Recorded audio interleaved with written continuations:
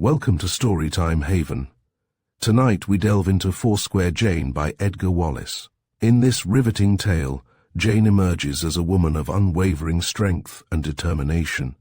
Navigating a labyrinth of intrigue, danger, and unexpected alliances, unfolding in a world where trust is hard-earned, her journey challenges conventional notions of power and integrity. As secrets unravel and hidden motives surface, every twist enraptures, and every page ignites suspense. Prepare to be immersed in a world of mystery and adventure that will captivate your imagination. Join us on this unforgettable journey, where courage, mystery, and resilience light the path to hidden truths. Chapter 1.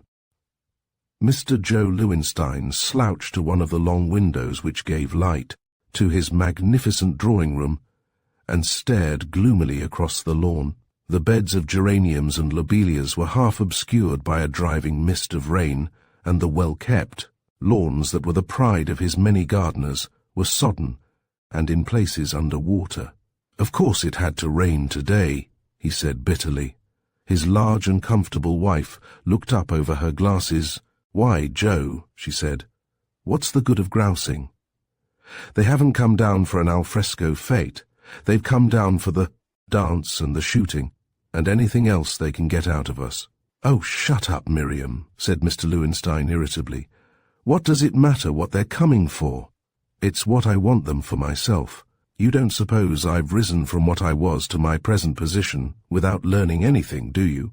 Mr. Lewinstein was fond of referring to his almost meteoric rise in the world of high finance, if not in the corresponding world of society, and, to do him justice, it must be added that such companies as he had promoted, and they were many, had been run on the most straightforward lines, nor had he, to use his own words, risked the money of the widows and orphans.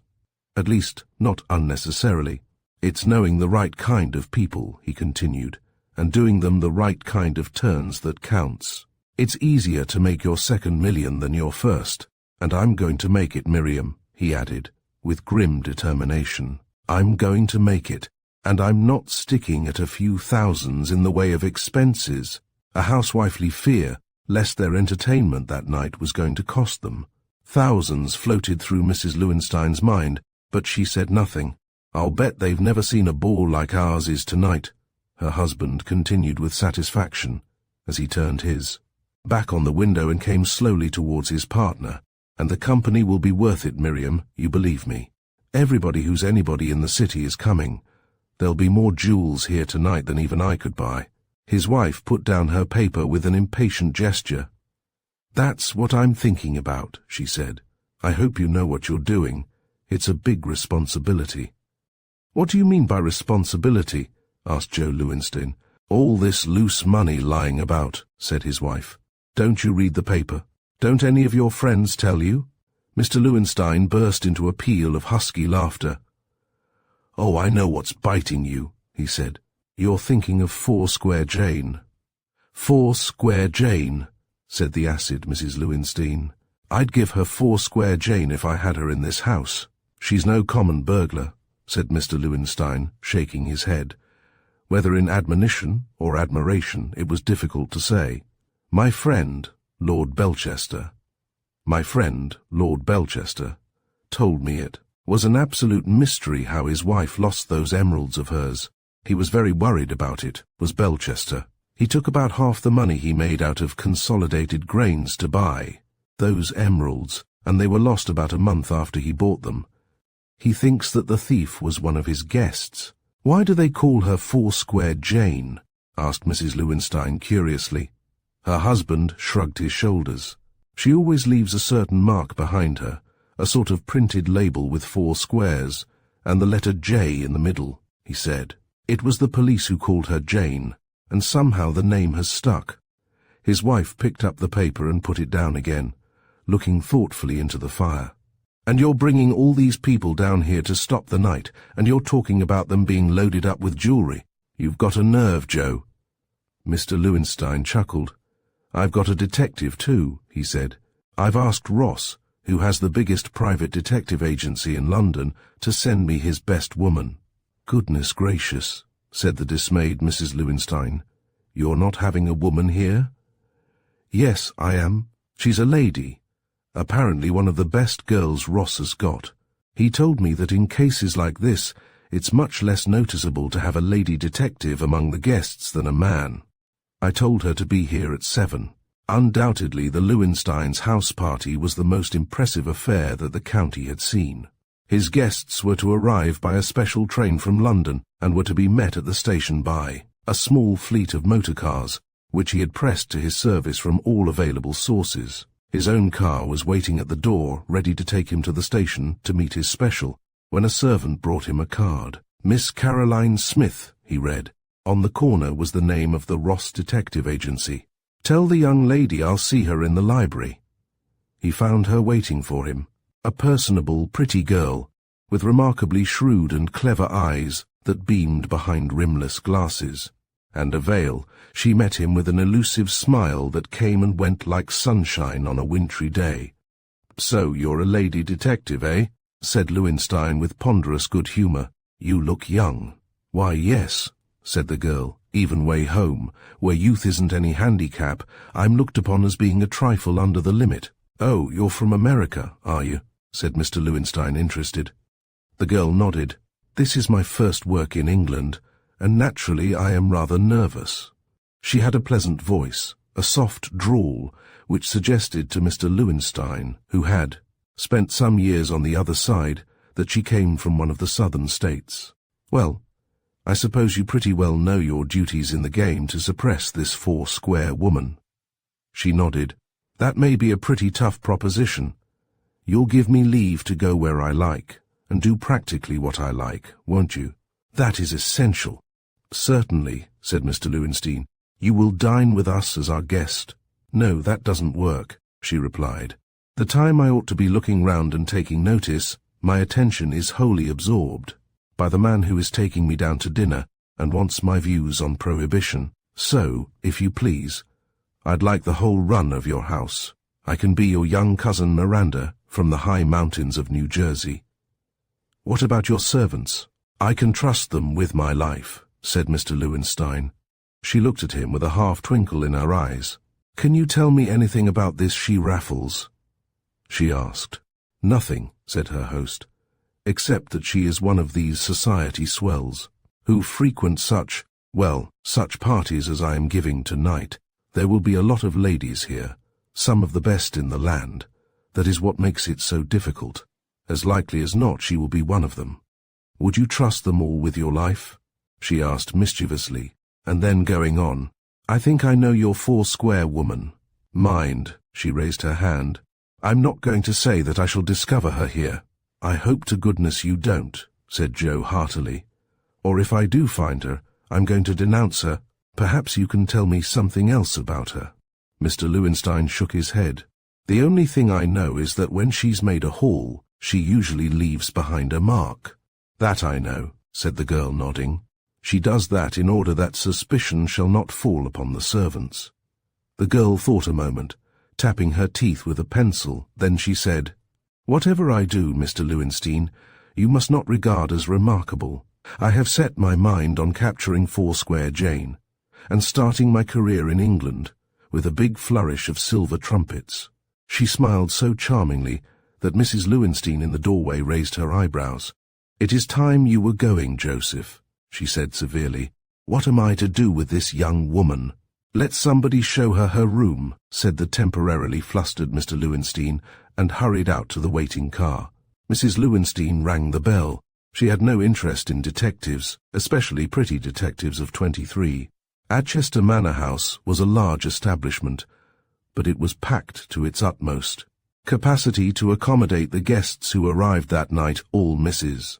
Lowenstein had said that these pretty women and amusing men had been lured into Buckinghamshire with a lively hope of favours to come might be true. Joe Lowenstein was not only a power in the city, with the control of 4 great corporations, but the Lowenstein interests stretched from Colorado to Vladivostok. It was a particularly brilliant party which sat down to dinner that night, and if Mr. Lowenstein swelled a little with pride, that pride was certainly justified. On his right sat Lady Ovingham, a thin woman with the prettiness that consists chiefly in huge appealing eyes and an almost alarming pallor of skin. Her appearance greatly belied her character, for she was an unusually able business woman, and had partnered Mr. Lowenstein in some of his safer speculations. An arm covered from wrist to elbow with diamond bracelets testified to the success of these ventures in finance, for Lady Ovingham had a way of investing her money in diamonds, for she knew that these stones would not suddenly depreciate in value. The conversation was animated and, in many cases, hilarious, for Mr. Lowenstein had mixed his guests as carefully as his butler had mixed the cocktails, and both things helped materially towards the success of the evening. It was towards the end of the dinner that the first disagreeable incident occurred. His butler leant over him, ostensibly to pour out a glass of wine, and whispered, "That young lady that came this afternoon, sir, has been taken ill." "Ill?" said Mr. Lowenstein in dismay. "What happened?" "She complained of a bad headache, was seized with tremblings, and had to be taken up to her room," said the butler in a low voice. "Send into the village for the doctor." "I did, sir," said the man, but the doctor had been called away to London on an important consultation. Mr. Lowenstein frowned, then a little gleam of relief came to him. The detective had asked him not to be alarmed at anything that might happen. Possibly this was a ruse for her own purpose. She ought to have told him, though, he complained to himself. "Very good. Wait till dinner is over," he said. When that function was finished, and the guests had reached the coffee and cigarette stage before entering the big ballroom or retiring to their cards, Mr. Lowenstein climbed to the third floor to the tiny bedroom which had been allocated by his lady wife as being adequate for a lady detective. He knocked at the door. "Come in," said a faint voice. The girl was lying on the bed, covered with an eiderdown quilt, and she was shivering. "Don't touch me," she said. "I don't know what's the matter with me even." "Good Lord," said Mr. Lowenstein in dismay. "You're not really ill, are you?" "I'm afraid so. I'm awfully sorry. I don't know what has happened to me, and I have a feeling that my illness is not wholly accidental. I was feeling well until I had a cup of tea which was brought to my room, when suddenly I was taken with these shivers. Can you get me a doctor?" "I'll do my best," said Mr. Lowenstein, for he had a kindly heart. He went downstairs a somewhat anxious man. If, as the girl seemed to suggest, she had been doped, that presupposed the presence in the house either of Foursquare Jane or one of her working partners. He reached the hall to find the butler waiting. "Excuse me, sir," said the butler, "but rather a fortunate thing has happened. A gentleman who has run short of petrol came up to the house to borrow a supply." "Well," said Mr. Lowenstein. "Well, sir, he happens to be a doctor," said the butler. "I asked him to see you, sir." "Fine," said Mr. Lowenstein enthusiastically. "That's a good idea of yours. Bring him into the library." The stranded motorist, a tall young man, came in full of apologies. "I say, it's awfully good of you to let me have this juice," he said. "The fact is, my silly ass of a man packed me 2 empty tins." "Delighted to help you, doctor," said Mr. Lowenstein genially. "And now perhaps you can help me." The young man looked at the other suspiciously. "You haven't anybody ill, have you?" he asked. "I promised my partner I wouldn't look at a patient for 3 months. You see," he explained, "I've had rather a heavy time lately, and I'm a bit run down. You'd be doing us a real kindness if you'd look at this young lady," said Mr. Lowenstein earnestly. "I don't know what to make of her, doctor." "Setheridge is my name," said the doctor. "All right. I'll look at your patient. It was ungracious of me to pull a face, I suppose. Where is she?" "Is she one of your guests, by the way? I seem to have butted in on a party." "Not exactly." Mr. Lowenstein hesitated. "She is a visitor." He led the way up to the room, and the young man walked in and looked at the shivering girl with the easy, confident smile of the experienced practitioner. "Hullo," he said. "What's the matter with you?" He took her wrist in his hand and looked at his watch, and Mr. Lowenstein, standing in the open doorway, saw him frown. He bent down and examined the eyes, then pulled up the sleeve of his patient's dress and whistled. "Is it serious?" she asked anxiously. "Not very, if you are taken care of, though you may lose some of that hair," he said, with a smile at the brown mop on the pillow. "What is it?" she asked. "Scarlet fever, my young friend. Scarlet fever." It was Mr. Lowenstein who gasped the words. "You don't mean that?" The doctor walked out and joined him on the landing, closing the door behind him. "It's scarlet fever, all right. Have you any idea where she was infected?" "Scarlet fever," moaned Mr. Lowenstein, "and I've got the house full of aristocracy." "Well, the best thing you can do is to keep the aristocracy in ignorance of the fact. Get the girl out of the house." "But how? How?" wailed Mr. Lowenstein. The doctor scratched his head. "Of course, I don't want to do it," he said slowly, "but I can't very well leave a girl in a mess like this. May I use your telephone?" "Certainly, use anything you like, but for goodness sake, get the girl away." Mr. Lowenstein showed him the library, where the young man called up a number and gave some instructions. Apparently his telephone interview was satisfactory, for he came back to the hall where Mr. Lowenstein was nervously drumming his fingers on the polished surface of a table, with a smile. "I can get an ambulance out here, but not before 3 in the morning," he said. "Anyway, that will suit us, because your guests will be abed and asleep by then, and most of the servants also, I suppose, and we can get her out without anybody being the wiser." "I'm awfully obliged to you, Doctor," said Mr. Lowenstein. "Anything you like to charge me?" The doctor waived fees out of consideration. Then a thought occurred to Mr. Lowenstein. "Doctor, could that disease be communicated to the girl by means of a drug or anything?" "Why do you ask?" said the other quickly. "Well, because she was all right till she had a cup of tea. I must take you into my confidence," he said, lowering his voice. "She is a detective, brought down here to look after my guests. There have been a number of robberies committed lately by a woman who calls herself Foursquare, Jane, and, to be on the safe side, I had this girl down to protect the property of my friends. When I saw her before dinner, she was as well as you or I. Then a cup of tea was given to her, and immediately she had these shiverings." The doctor nodded thoughtfully. "It is curious you should say that," he said, "for though she has the symptoms of scarlet fever, she has others which are not usually to be found in scarlet fever cases. Do you suggest that this woman, this Foursquare person, is in the house?" "Either she or her agent," said Mr. Lowenstein. "She has several people who work with her by all accounts. And you believe that she has given this girl a drug to put her out of the way? That's my idea." "By Jove," said the young man, "that's rather a scheme. Well, anyway, there will be plenty of people knocking about tonight, so your guests will be safe for tonight." The girl had been housed in the servants' wing, but fortunately in a room isolated from all the others.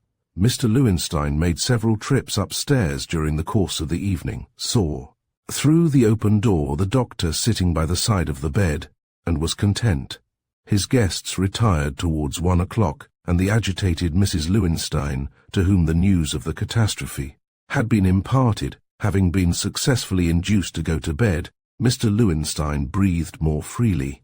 At 1:30, he made his third visit to the door of the sick room, for he himself was not without dread of infection, and saw through the open door the doctor sitting reading a book near the head of the bed. He stole quietly down, so quietly that he almost surprised a slim figure that was stealing along the darkened corridor whence opened the bedrooms of the principal guests. She flattened herself into a recess, and he passed her so closely that she could have touched him. She waited until he had disappeared, and then crossed to one of the doors and felt gingerly at the keyhole. The occupant had made the mistake of locking the door and taking out the key, and in a second she had inserted one of her own and, softly turning it, had tiptoed into the room. She stood listening. There was a steady breathing, and she made her way to the dressing table, where her deft fingers began a rapid but silent search.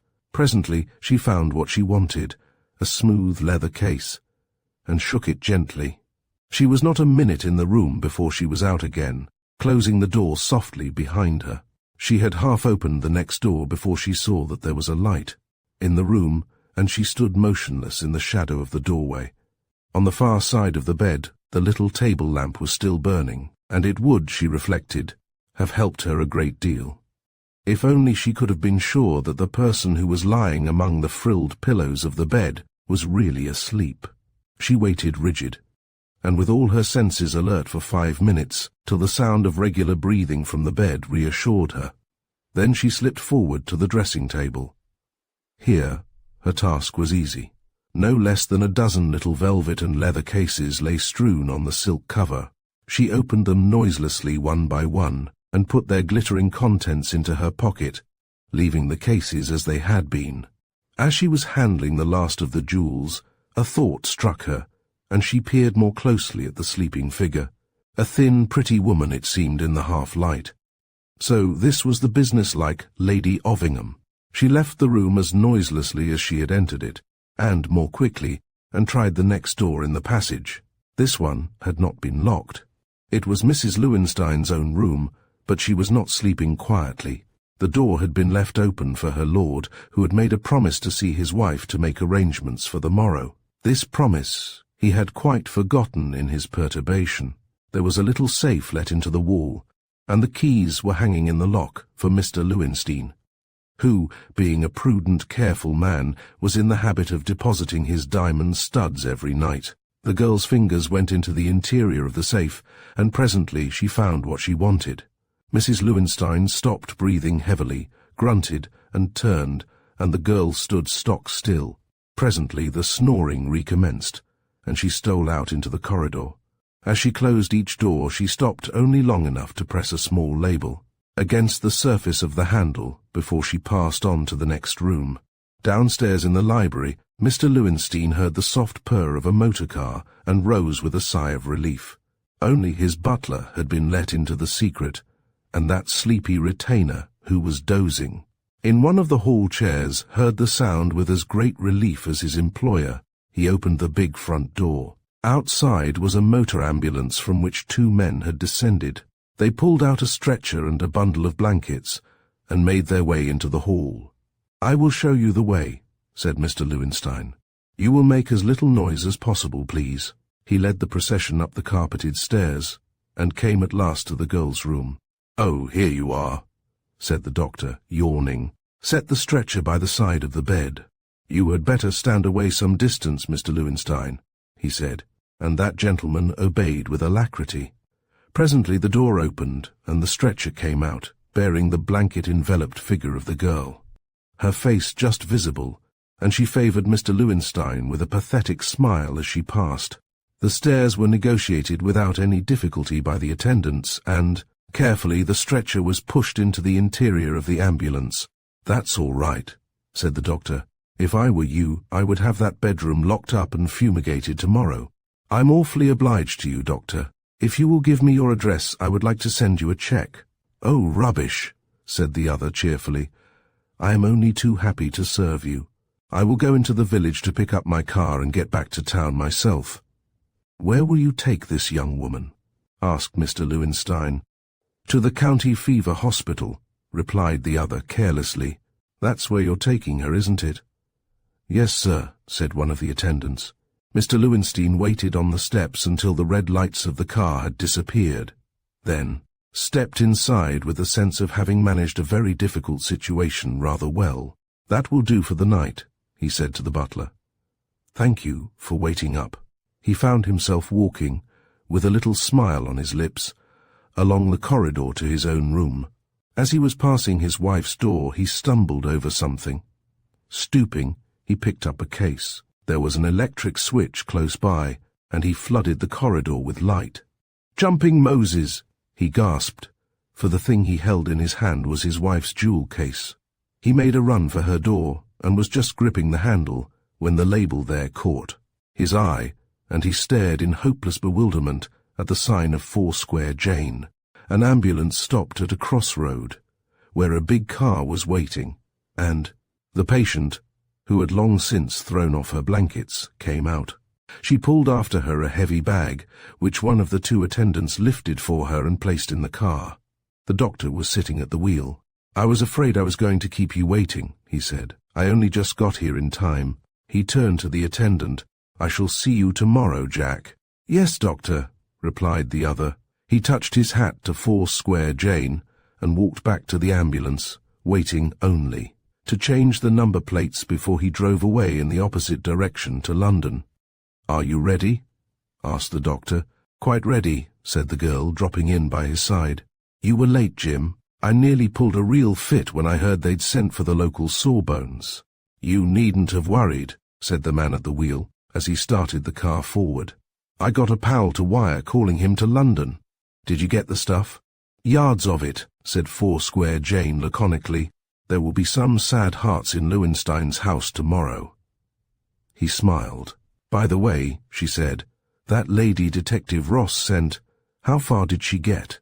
"As far as the station," said the doctor, "which reminds me that I forgot to let her out of the garage where I locked her." "Let her stay," said Foursquare Jane. "I hate the idea of she-detectives anyway. It's so unwomanly." Chapter 2. The chairman of the Bloxley Road Hospital for Women took his seat at the head of the table with a grim nod of recognition for his colleagues and a more respectful inclination of his head for that eminent surgeon, Sir John Denham, who was attending this momentous meeting of the governors by special invitation. Dr. Parsons, the chairman, pushed aside a little brown paper parcel which lay on his blotting pad, and which he saw, after a cursory glance, was addressed to himself. Presumably this contained the new vaccine tubes which he had ordered from the research laboratory. He cast a swift glance from left to right, smiling a little bitterly at the glum faces of the staff.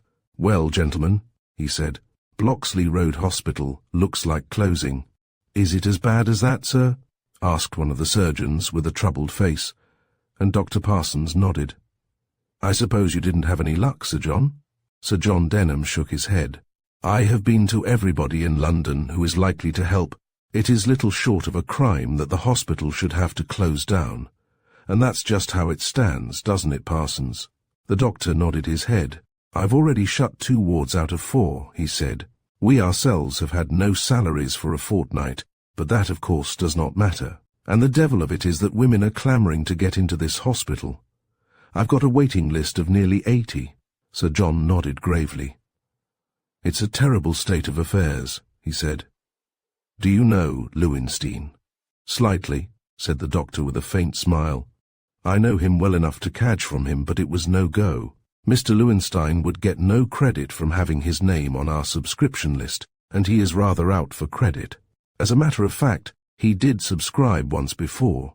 By the way, talking of Lowenstein reminds me that Lord Claythorpe, a close friend of his, has bought his niece a £50,000 pearl necklace as a wedding present.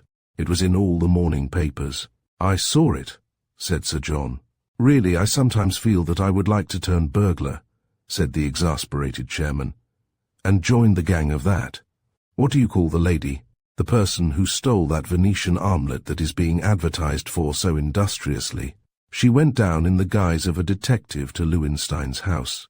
Apparently she cleared out all the guests and bolted in the night, and amongst the things she took was an armlet belonging to one of the doges of Venice, worth a fortune. At any rate, they are advertising for its return. Whose is it? Lord Claythorpe's. His wife was wearing it. Like a fool, she took it down to Lowenstein's place. Claythorpe is a bit of a connoisseur, and they say he has been off his head since his wife came back and reported the loss." At that moment, the telephone bell rang, and the doctor pulled the instrument towards him with a little frown. "I told those people in the office not to put anybody through," he said, and lifted the receiver. "Who's that?" he said sharply, and the soft, pleasant voice of a girl replied, "Is that Dr. Parsons?" "Yes, it is I," said the doctor. "Oh, I just wanted to tell you that I read your moving appeal for funds in the Morning Post today." The doctor's face brightened. This little hospital was his life's work, and the very hint of a promise. That help was coming, however meagre that help might be, cheered him. "I'm glad you were moved by it," he said, half in humour and half in earnest, "and I trust that you will be moved to some purpose. Am I wrong in suspecting you to be a possible subscriber?" There was a little laugh at the other end of the wire. "You are appealing for £8,000 to carry on the hospital for another 6 months, said the girl. "That's right," nodded the doctor. "Well, I've sent you £10,000, was the surprising reply. And the doctor gasped. "You've sent me £10,000, he said hollowly. "You're joking, I suppose." "Well, I haven't exactly sent you £10,000, said the voice. "That is to say, in money. I have sent you the money's worth. I sent a parcel to you last night. Have you got it?" The doctor looked round. "Yes," he said. "There is a parcel here, posted at Clapham. Is that from you?" "That's from me," said the girl's voice. "I am relieved to know that you have found it." "What's in it?" demanded the man curiously. "A very interesting armlet which was, and probably is still, the property of Lord Claythorpe." "What do you mean?"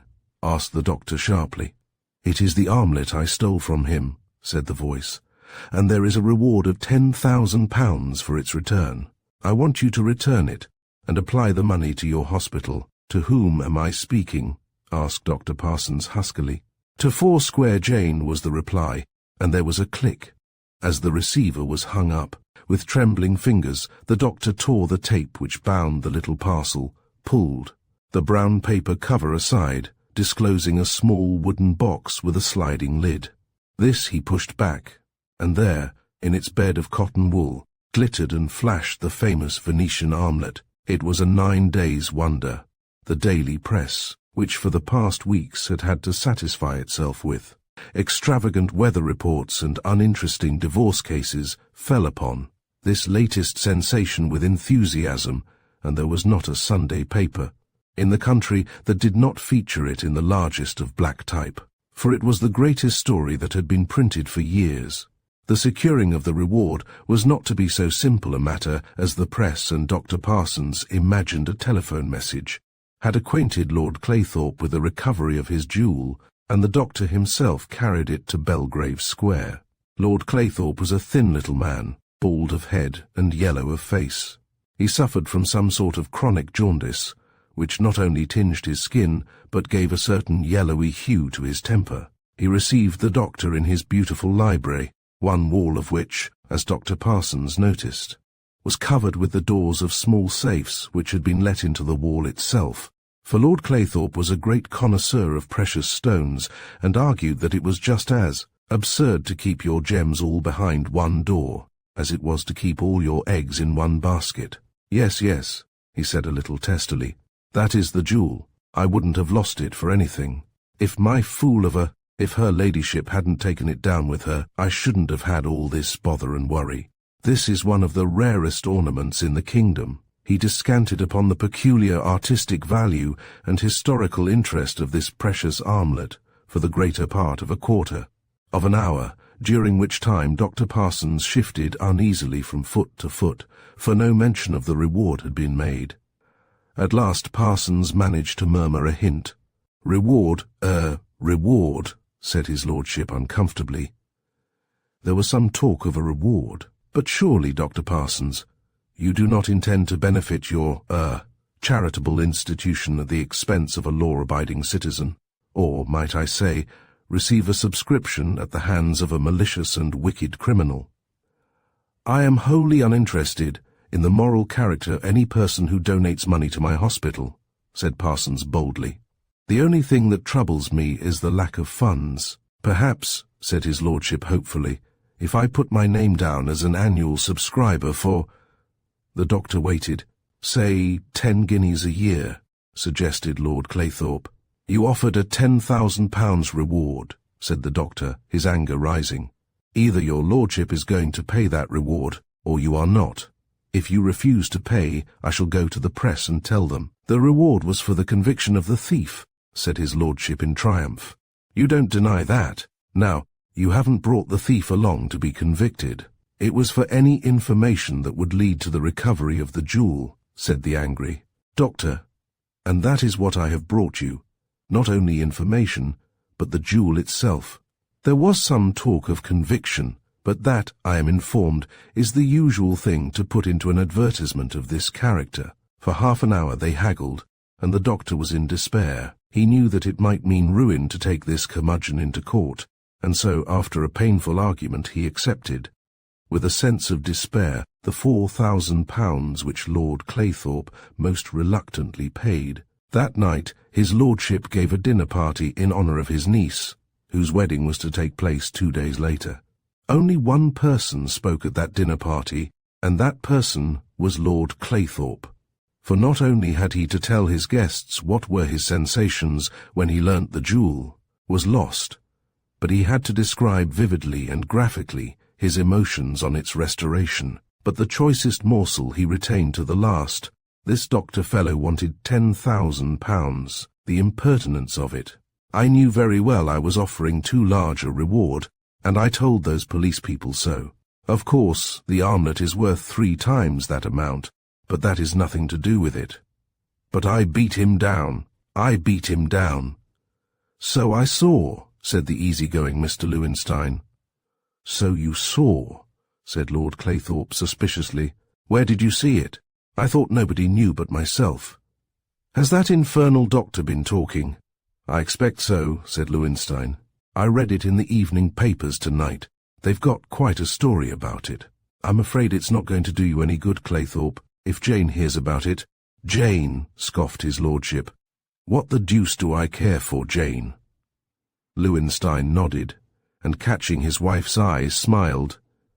I didn't care for Jane, until Jane came and bit me, he said philosophically, until I saw her 4 little squares labelled on my door, and missed the contents of my private safe. I tell you that girl is no ordinary crook. She returned the armlet to you because she wanted to benefit the hospital, and if she hasn't benefited the hospital, as much as she hoped I'd like to bet £1,000 to a penny that she's going to get the balance from you. Let her try. Lord Claythorpe snapped his fingers. For years the best burglars in Europe have been making a study of my methods, and 3 of them have got as far as the safe doors. But you know my system, Lowenstein. He chuckled. 10 safes, and 7 of them empty. That baffles 'em. Why, Lou Smith, who is the cleverest burglar, according to Scotland Yard, who ever went into or came out of prison, worked all night on 2 empty safes in my cupboard. Doesn't anybody know which safes you use? Nobody, replied the other promptly, and only one of the 3 contains jewellery worth taking. No, it's 9 to 1 against the burglar ever finding the safe. What do you do? Asked the interested Lowenstein. Change the contents of the safe every night. Lord Claythorpe grinned and nodded. In the daytime, he said, I keep most of my valuables in the big safe in the corner of my study. That is where I put such things as the Doge's armlet. At night, before the servants retire, I take all the valuable cases out of my big safe and put them on the library table. My butler and my footman stand outside the door, outside, you understand, and then I switch out all the lights. Open the safe in the darkness, put in the jewellery, lock the safe, pocket my keys, and there you are. Lowenstein grunted, though the rest of the table had some word of applause for the genius and prescience of the little man. I think that's rather unnecessary, said Lowenstein, his practical mind revolting from anything which had a touch of the theatrical, but I suppose you know your own business best. You suppose rightly, snapped Claythorpe, who was not used to having his judgment or his wisdom questioned. I can only warn you, said the persistent Lowenstein, that in Foursquare Jane you are dealing with a person who wouldn't be stopped if you had 50 safes and a policeman sitting on top of every one of them.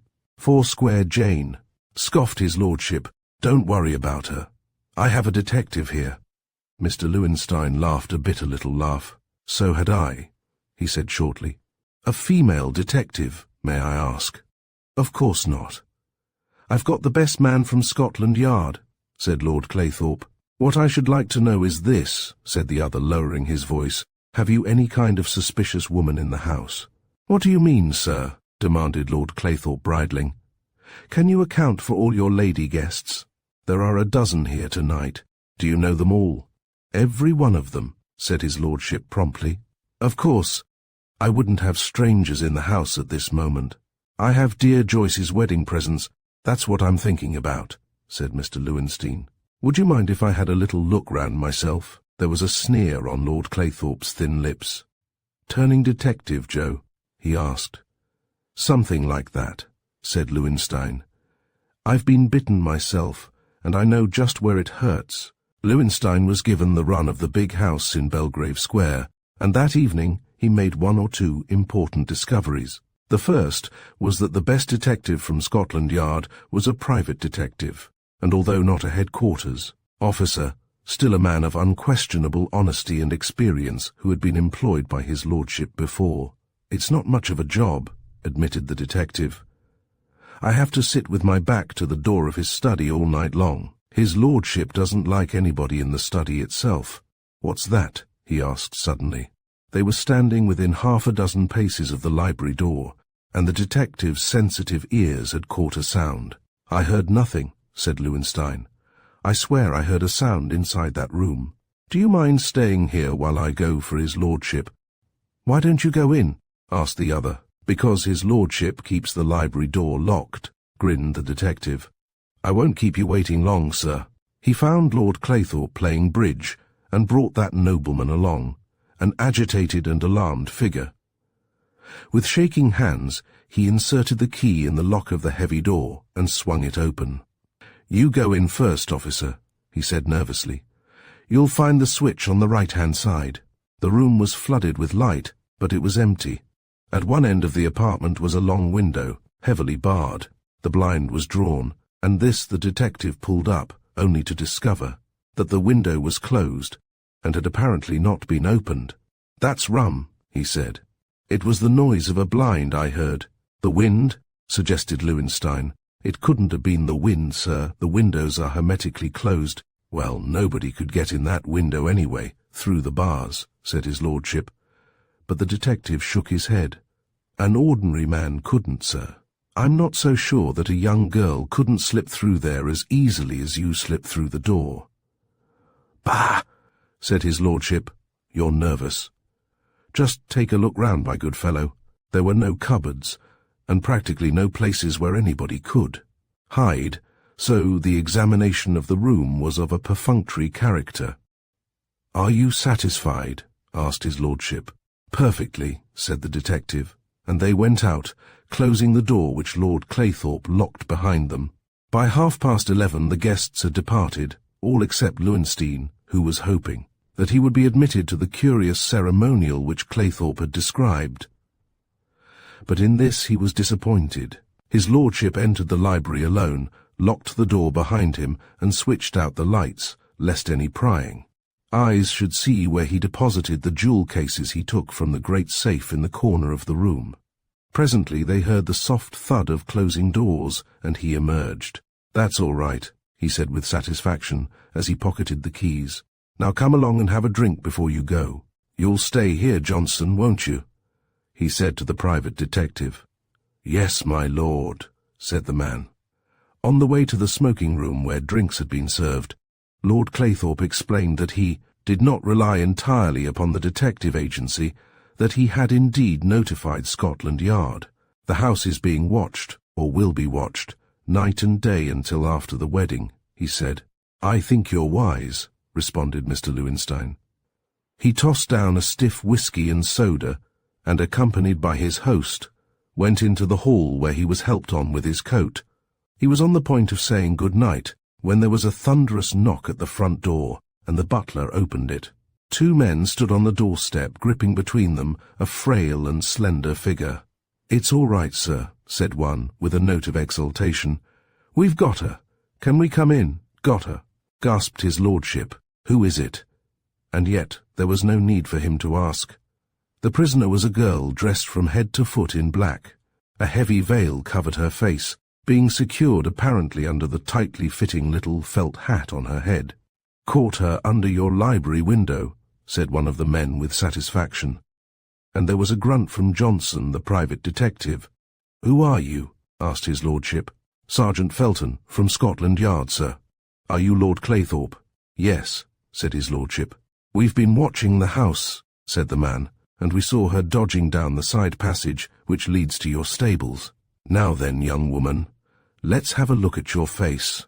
No, said the girl, struggling. "There are reasons." "The Chief Commissioner knows the reason." Her captor hesitated and looked at his companion. "I think we'd better get the superintendent in charge of the case before we go any further, my lord," he said. He took a pair of handcuffs from his pocket. "Hold out your hands," he said, and snapped the glittering bracelets on her wrists.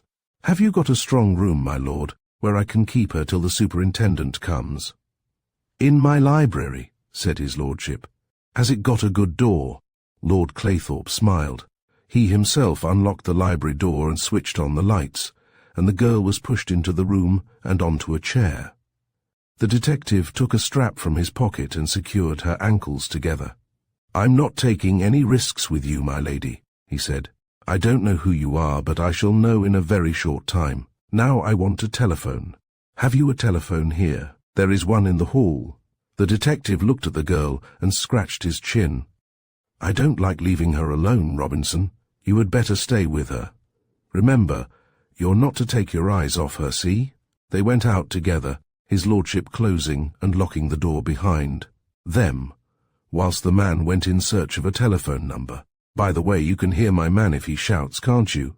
he asked. "No," said his lordship promptly.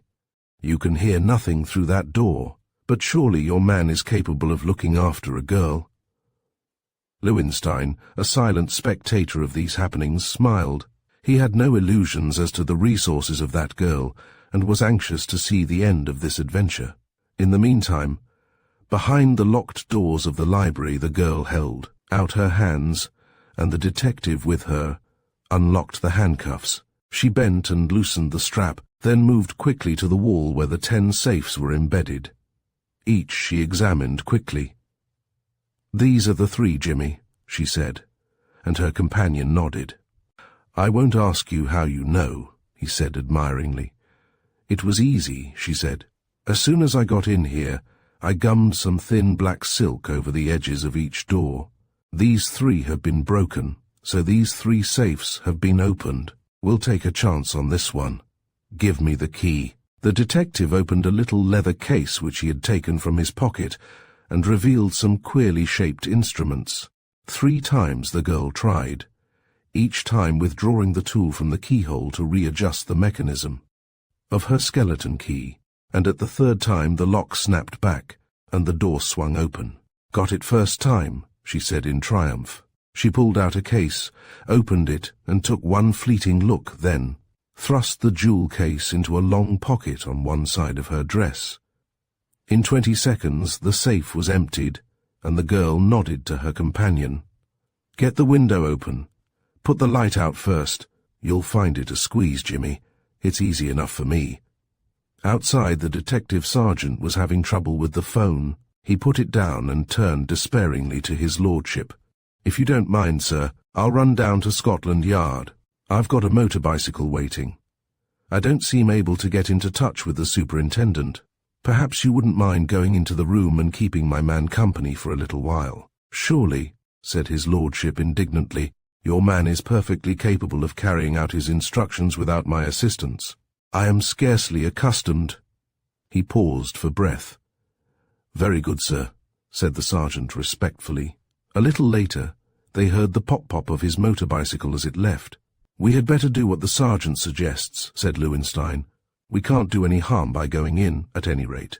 "My dear fellow," repeated his lordship testily, "that police officer is quite capable of looking after the girl. Don't you agree, Johnson?" Johnson, the private detective, did not immediately reply. "Well, sir," he said, "I don't mind telling you that I feel a bit uneasy about the lady being in the same room as the jewels." "Good Lord," gasped his lordship, "I didn't think of that. Pooh, pooh. There's a policeman with her. You know these officers, I suppose, Johnson?" "No, sir," said Mr. Johnson frankly. I'm not brought much into touch with Scotland Yard men, and they're constantly changing from one division to another, so it's difficult to keep up with them." His lordship pondered, a horrible fear growing within him.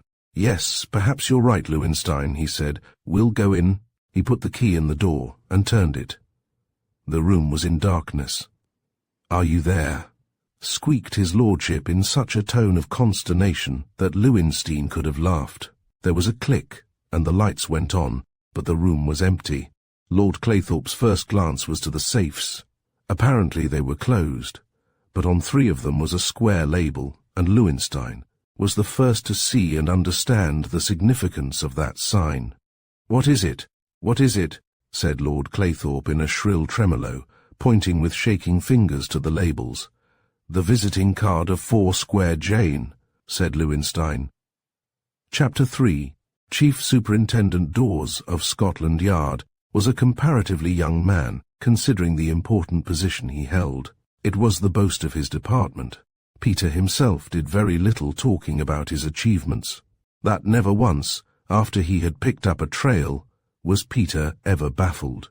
A clean-shaven, youngish-looking man, with grey hair at his temples, Peter took a philosophical view of crime and criminals, holding neither horror towards the former, nor malice towards the latter.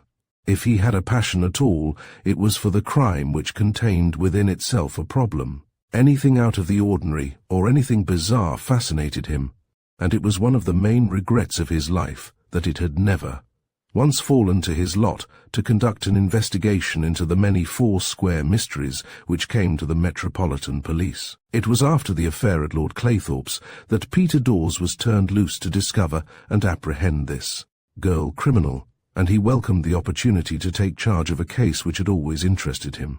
To the almost hysterical telephone message Scotland Yard had received from Lord Claythorpe, Peter did not pay too much attention. He realized that it was of the greatest importance that he should keep his mind unhampered and unprejudiced by the many and often contradictory clues which everyone who had been affected by Foursquare Jane's robberies insisted on discussing with him. He interviewed an agitated man at 4 o'clock in the morning, and Lord Claythorpe was frantic. "It's terrible, terrible," he wailed. "What are you people at Scotland Yard doing that you allow these villainies to continue? It is monstrous."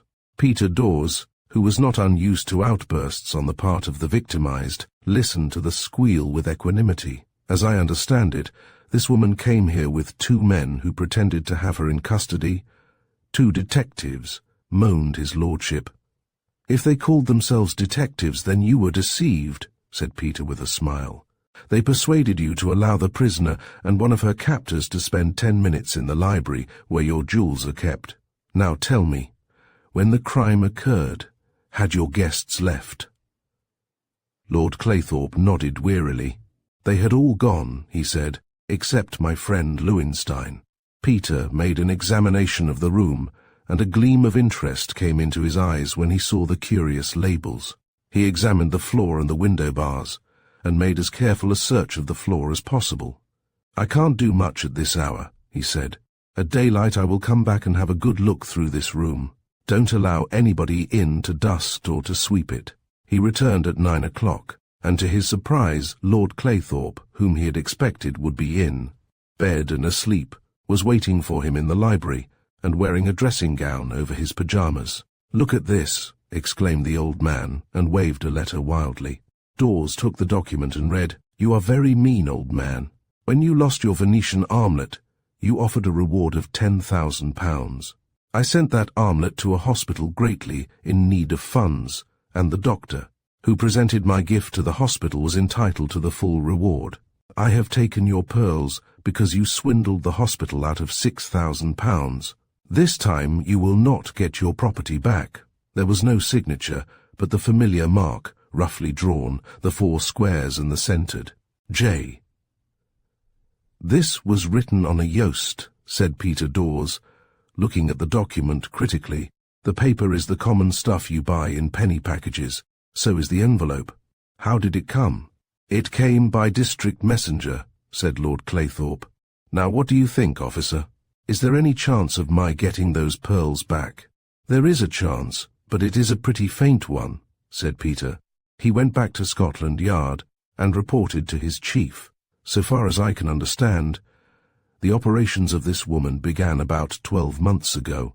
She has been constantly robbing, not the ordinary people who are subjected to this kind of victimization, but people with bloated bank balances, and so far as my investigations go, bank balances accumulated as a direct consequence of shady exploitation companies." "What does she do with the money?" asked the Commissioner curiously. "That's the weird thing about it," replied Dawes. "I'm fairly certain that she donates very large sums to all kinds of charities. For example, after the Lowenstein burglary, a big creche in the East End of London received from an anonymous donor the sum of £4,000. Simultaneously, another sum of £4,000 was given to one of the West End hospitals. After the Talbot burglary, £3,000, which represented nearly the whole of the amount stolen, was left by some unknown person to the West End maternity hospital. I have an idea that we shall discover she is somebody who is in close touch with hospital work, and that behind these crimes there is some quixotic notion of helping the poor at the expense of the grossly rich. Very beautiful, said the chief dryly, but unfortunately her admirable intentions do not interest us. In our eyes she is a common thief. She is something more than that, said Peter quietly. She is the cleverest criminal. That has come my way since I have been associated with Scotland Yard. This is the one thing one has dreaded, and yet one has hoped to meet, a criminal with a brain. Has anybody seen this woman? Said the Commissioner, interested. They have, and they haven't, replied Peter Dawes. That sounds cryptic, but it only means that she has been seen by people who could not recognize her again. Lowenstein saw her, Claythorpe saw her, but she was veiled and unrecognizable. My difficulty, of course, is to discover where she is going to strike next. Even if she is only hitting at the grossly rich, she has 40,000 people to strike at. Obviously, it is impossible to protect them all. But somehow, he hesitated. Yes, said the chief. Well, a careful study of her methods helps me a little, replied Dawes. I have been looking round to discover who the next victim will be. He must be somebody very wealthy, and somebody who makes a parade of his wealth, and I have fined down the issue to about 4 men: Gregory Smith, Carl Swice, Mr. Thomas Scott, and John Tresser. I am inclined to believe it is Tresser she is after. You see, Tresser has made a great fortune, not by the straightest means, in the world, and he hasn't forgotten to advertise his riches. He is the fellow who bought the Duke of Haslemere's house, and his collection of pictures. You will remember the stuff that has been written about. The chief nodded. There is a wonderful Romney, isn't there? That's the picture, replied Dawes. Tresser, of course, doesn't know a picture from a gas stove. He knows that the Romney is wonderful, but only because he has been told so. Moreover, he is the fellow who has been giving the newspapers his views on charity, told them that he never spent a penny on public institutions, and never gave away a cent that he didn't get a cent's worth of value for. A thing like that would excite Jane's mind, and then, in addition, the actual artistic and monetary value of the Romney is largely advertised. Why, I should imagine that the attraction is almost irresistible. Mr. Tresser was a difficult man to meet. His multitudinous interests in the City of London kept him busy from breakfast time until late at night.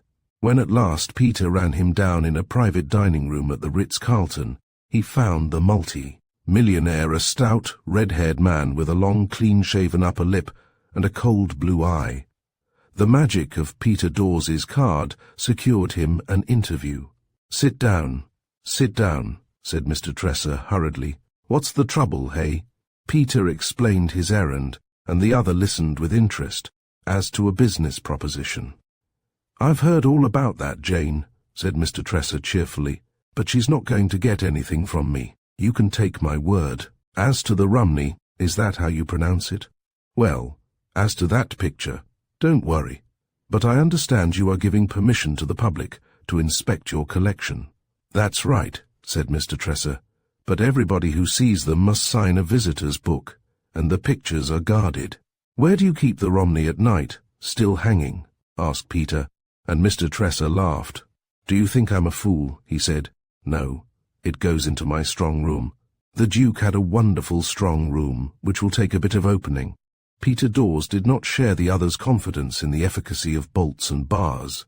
He knew that Foursquare Jane was both an artist and a strategist. Of course, she might not be bothered with pictures, and anyway, a painting would be a difficult thing to get away unless it was stolen by night, which would be hardly likely. He went to Haslemere House, which was off Berkeley Square, a great rambling building with a long modern picture gallery, and, Having secured admission, signed his name, and showed his card to an obvious detective, he was admitted to the long gallery. There was the Romney, a beautiful example of the master's art. Peter was the only sightseer, but it was not alone to the picture that he gave his attention. He made a brief survey of the room in case of accidents. It was long and narrow.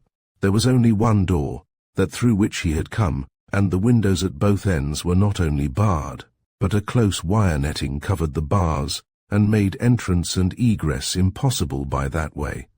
The windows were likewise long and narrow, in keeping with the shape of the room, and there were no curtains behind which an intruder might hide. Simple spring roller blinds were employed to exclude the sunlight by day.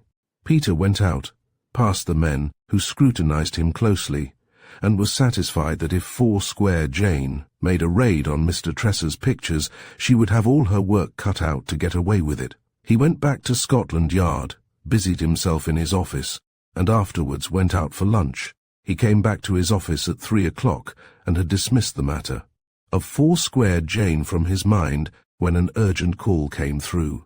It was a message from the Assistant Chief Commissioner. "Will you come down to my office at once, Dawes?" said the voice, and Peter sprinted down the long corridor to the bureau of the Chief Commissioner. "Well, Dawes, you haven't had to wait long," he was greeted. "What do you mean?" said Peter. "I mean the precious Romney is stolen," said the Chief, and Peter could only stare at him. "When did this happen?" "Half an hour ago.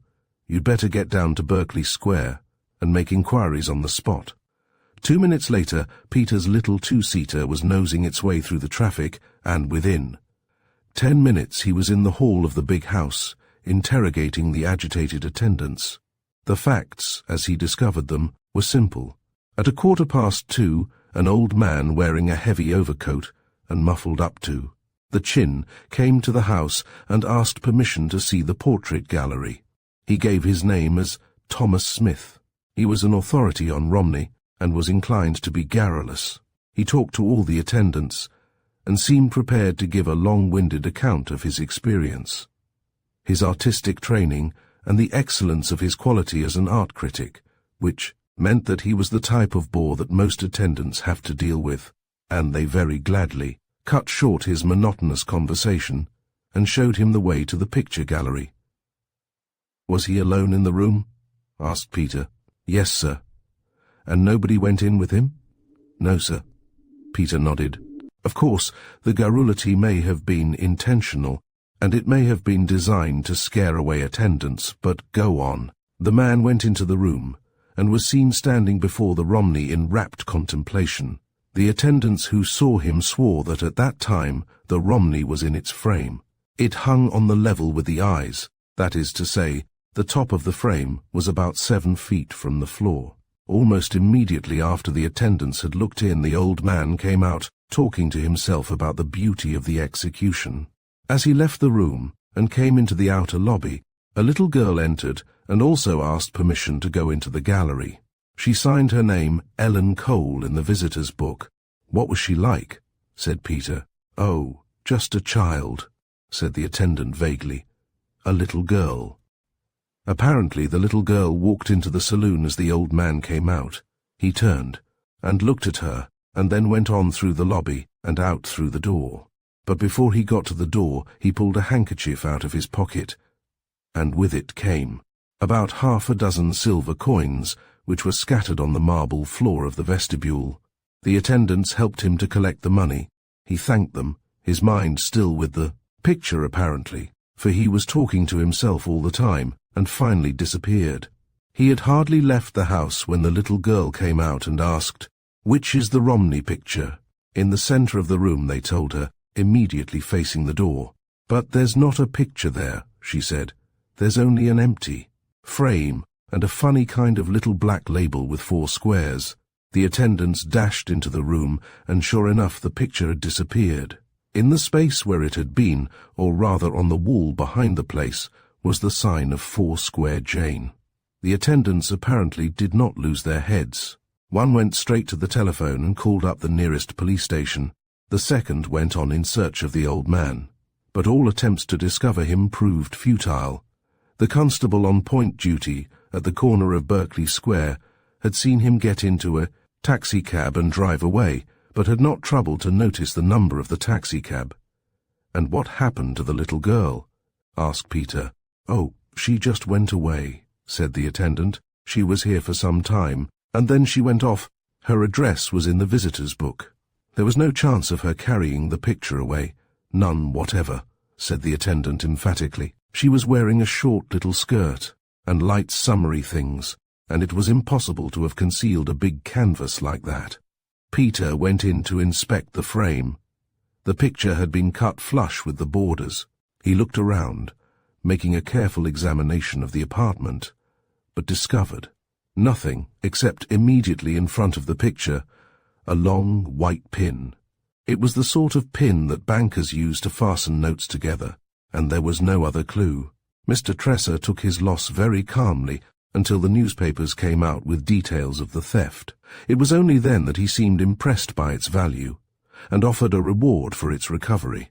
The stolen Romney became the principal topic of conversation in clubs and in society circles. It filled columns of the newspapers, and exercised the imagination of some of the brightest young men in the amateur criminal investigation business. All the crime experts were gathered together at the scene of the happening, and their theories, elaborate and ingenious, provided interesting subject matter for the speculative reader.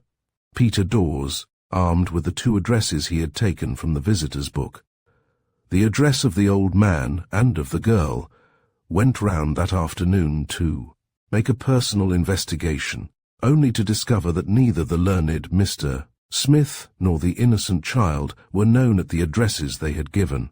Peter reported to headquarters with a very definite view as to how the crime was committed. The old man was a blind, he said.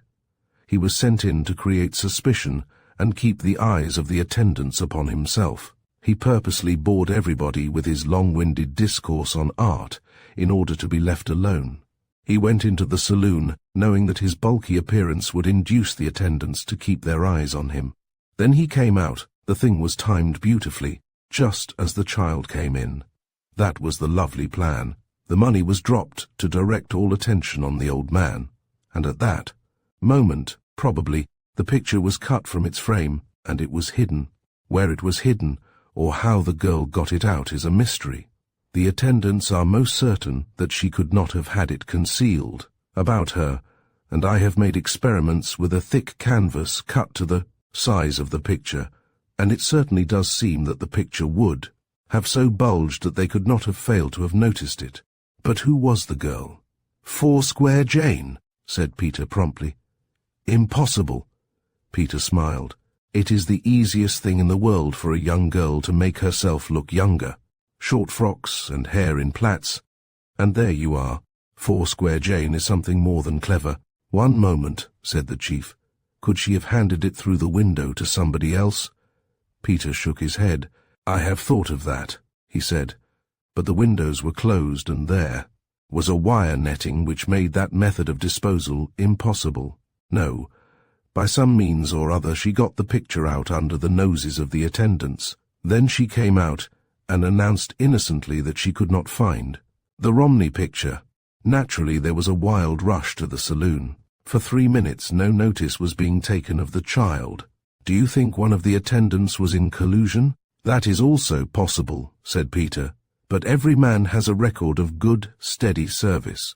They're all married men, and none of them has the slightest thing against him." "And what will she do with the picture?" "She can't dispose of it," protested the chief. "She's after the reward," said Peter with a smile. "I tell you, Chief, this thing has put me on my mettle. Somehow, I don't think I've got my hand on Jane yet, but I'm living on hopes." "After the reward," repeated the chief. "That's pretty substantial. But surely you are going to fix her when she hands the picture over." "Not on your life," replied Peter, and took out of his pocket a telegram and laid it on the table before the other. It read, "The Romney will be returned on condition that Mr. Tresser undertakes to pay the sum of £5,000 to the Great Panton Street Hospital for Children. On his signing an agreement to pay this sum, the picture will be restored. Jane." "What did Tresser say about that?"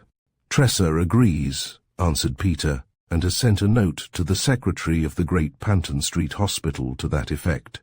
We are advertising the fact of his agreement very widely in the newspapers. At 3 o'clock that afternoon came another telegram, addressed this time to Peter Dawes. It annoyed him to know that the girl was so well informed that she was aware of the fact that he was in charge of the case. I will restore the picture at 8 o'clock tonight. Be in the picture gallery, and please take all precautions. Don't let me escape this time. The Foursquare Jane. The telegram was handed in at the General Post Office. Peter Dawes neglected no precaution. He had really not the faintest hope that he would make the capture, but it would not be his fault if Foursquare Jane were not put under lock and key. A small party assembled in the gloomy hall of Mr. Tresser's own house. Dawes and 2 detective officers, Mr. Tresser himself. He sucked at a big cigar and seemed the least concerned. Of those present, the 3 attendants and a representative of the Great Panton Street Hospital were there. "Do you think she'll come in person?" asked Tresser. "I would rather like to see that Jane. She certainly put one over on me, but I bear her no ill will." "I have a special force of police within call," said Peter, "and the roads are watched by detectives, but I'm afraid I can't promise you anything exciting. She's too slippery for us. Anyway, the messenger," began Tresser. Peter shook his head. "The messenger may be a district messenger, though here again I have taken precautions. All the district messenger. Offices have been warned to notify Scotland Yard in the event of somebody coming with a parcel addressed here." 8 o'clock boomed out from the neighbouring church, but Foursquare Jane had not put in an appearance. 5 minutes later, there came a ring at the bell, and Peter Dawes opened the door. It was a telegraph boy. Peter took the buff envelope and tore it open, read the message through carefully, and laughed. A hopeless, admiring laugh. "She's done it," he said. "What do you mean?" asked Tresser. "Come in here," said Peter. He led the way into the picture gallery. There was the empty frame on the wall, and behind it the half-obliterated label which Foursquare Jane had stuck. He walked straight to the end of the room to one of the windows. "The picture is here," he said. "It has never left the room." He lifted his hand and pulled at the blind cord, and the blind slowly revolved. There was a gasp of astonishment from the gathering, for, pinned to the blind and rolled up with it, was the missing Romney. "I ought to have guessed when I saw the pin," said Peter to his chief. "It was quick work, but it was possible to do it." She cut out the picture, brought it to the end of the room, and pulled down the blind. Pinned the top corners of the picture to the blind, and let it roll up again. "Nobody thought of pulling that infernal thing down. The question that worries me," said the chief, "is this: who is Foursquare Jane?" "That," replied Peter, "is just what I'm going to discover." Chapter 4. Mrs. Gordon Wilberforce was a large, yielding lady of handsome and aristocratic features and snow-white hair. It is true that she had not reached the age when one expected hair of that snowy whiteness, and there were people who told with brutal frankness a story that was not creditable to Mrs. Wilberforce. According to these gossips, the lady had attended the salon of a famous beauty doctor, who had endeavoured to restore Mrs. Wilberforce's hair to the beautiful golden hue which was so attractive to her friends and admirers in the late 80s. But the beauty doctor had not had that success which his discreet advertisement seemed to guarantee. One half of Mrs. Wilberforce's hair had come out green, and the other a deep pinky russet brown. Thereupon, Mrs. Wilberforce, with great heroism, had ordered the trembling hairdresser to bleach without mercy, and in course of time she appeared in her family circle. She explained that her hair had gone white in a night with the worry she had had from Joyce. Joyce Wilberforce distressed her mother for many reasons. Not the least of these was the fact that her mother did not understand her, and Joyce did understand her mother.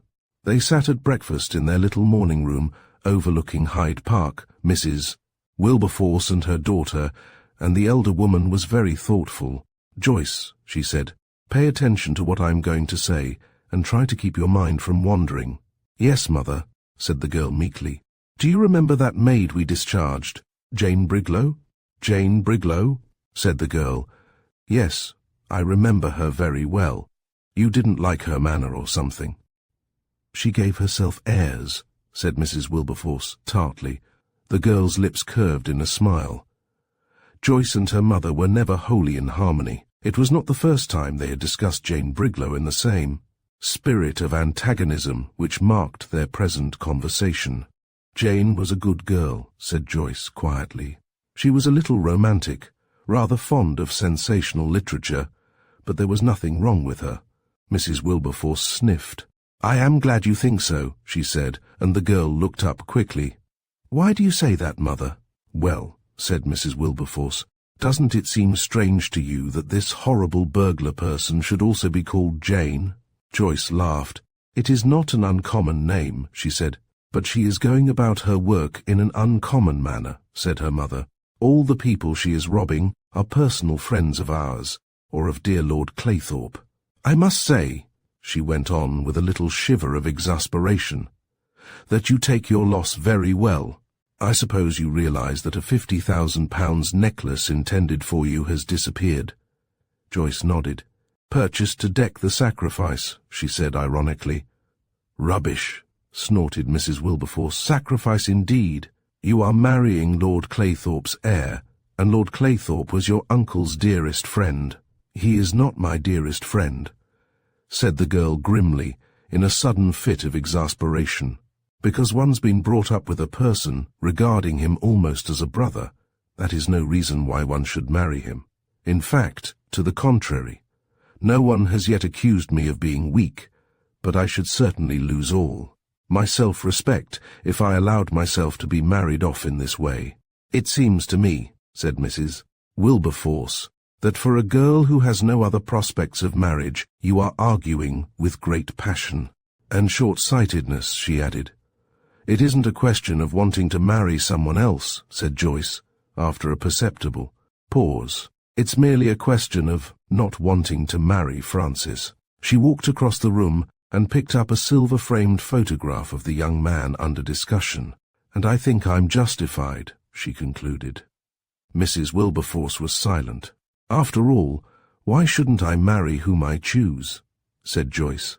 Don't you realize that Lord Claythorpe is being horribly selfish, and that this marriage is being designed for his own purpose? I realize one thing, said Mrs. Wilberforce angrily, and that is that you look like being pig-headed enough to ruin your own chances socially, and both of us financially. You know as well as I do, Joyce, that Lord Claythorpe is acting absolutely in accordance with your uncle's will, and you cannot doubt that your uncle had your best interests at heart.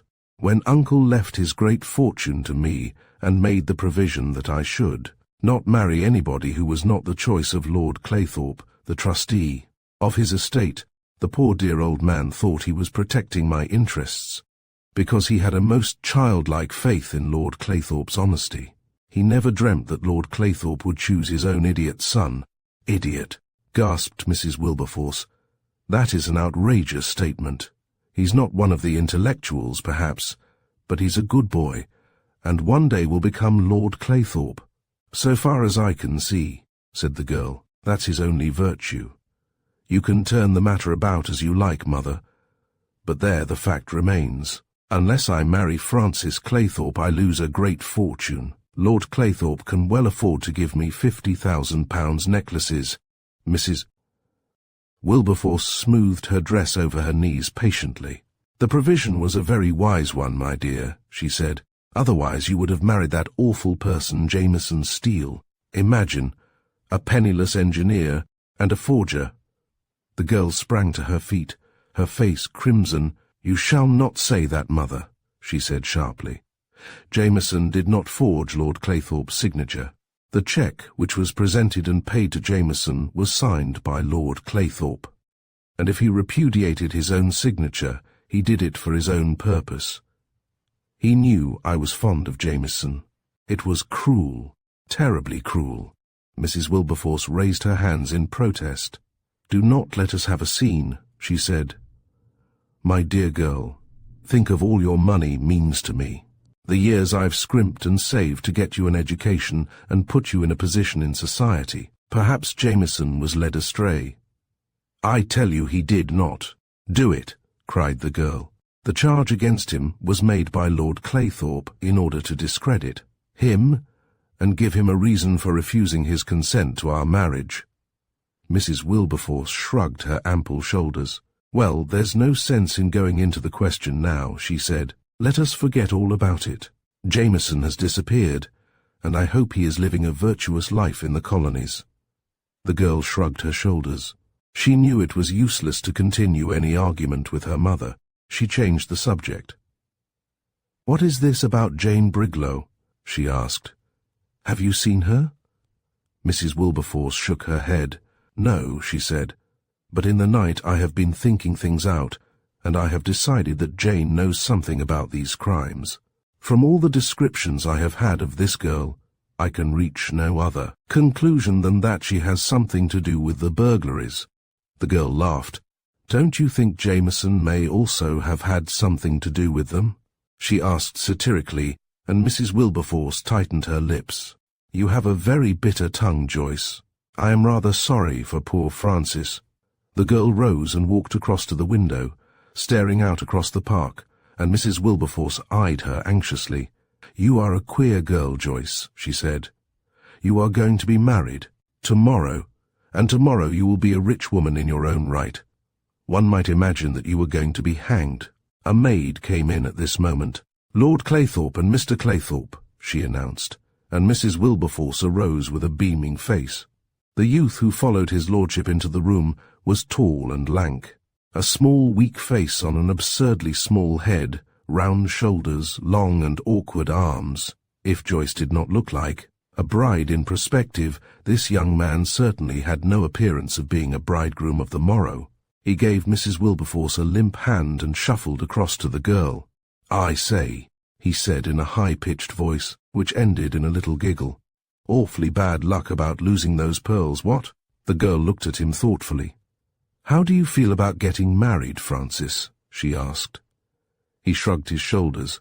"Oh, I don't know," he said vaguely. "It really doesn't make much difference to me. Of course, I shall have to explain to quite a lot of people, and there'll be a lot of heartaches and all that sort of thing." She could have laughed, but she kept a straight face. "Yes, I suppose I have disappointed a number of very charming friends of yours," she said dryly. "Still, they can't all have this paragon." "That's what I say," said Mr. Claythorpe, and then giggled again, his hand straying to his pocket. This young man had no small opinion of his own powers of fascination, and was, by his own standards, something of a Lothario.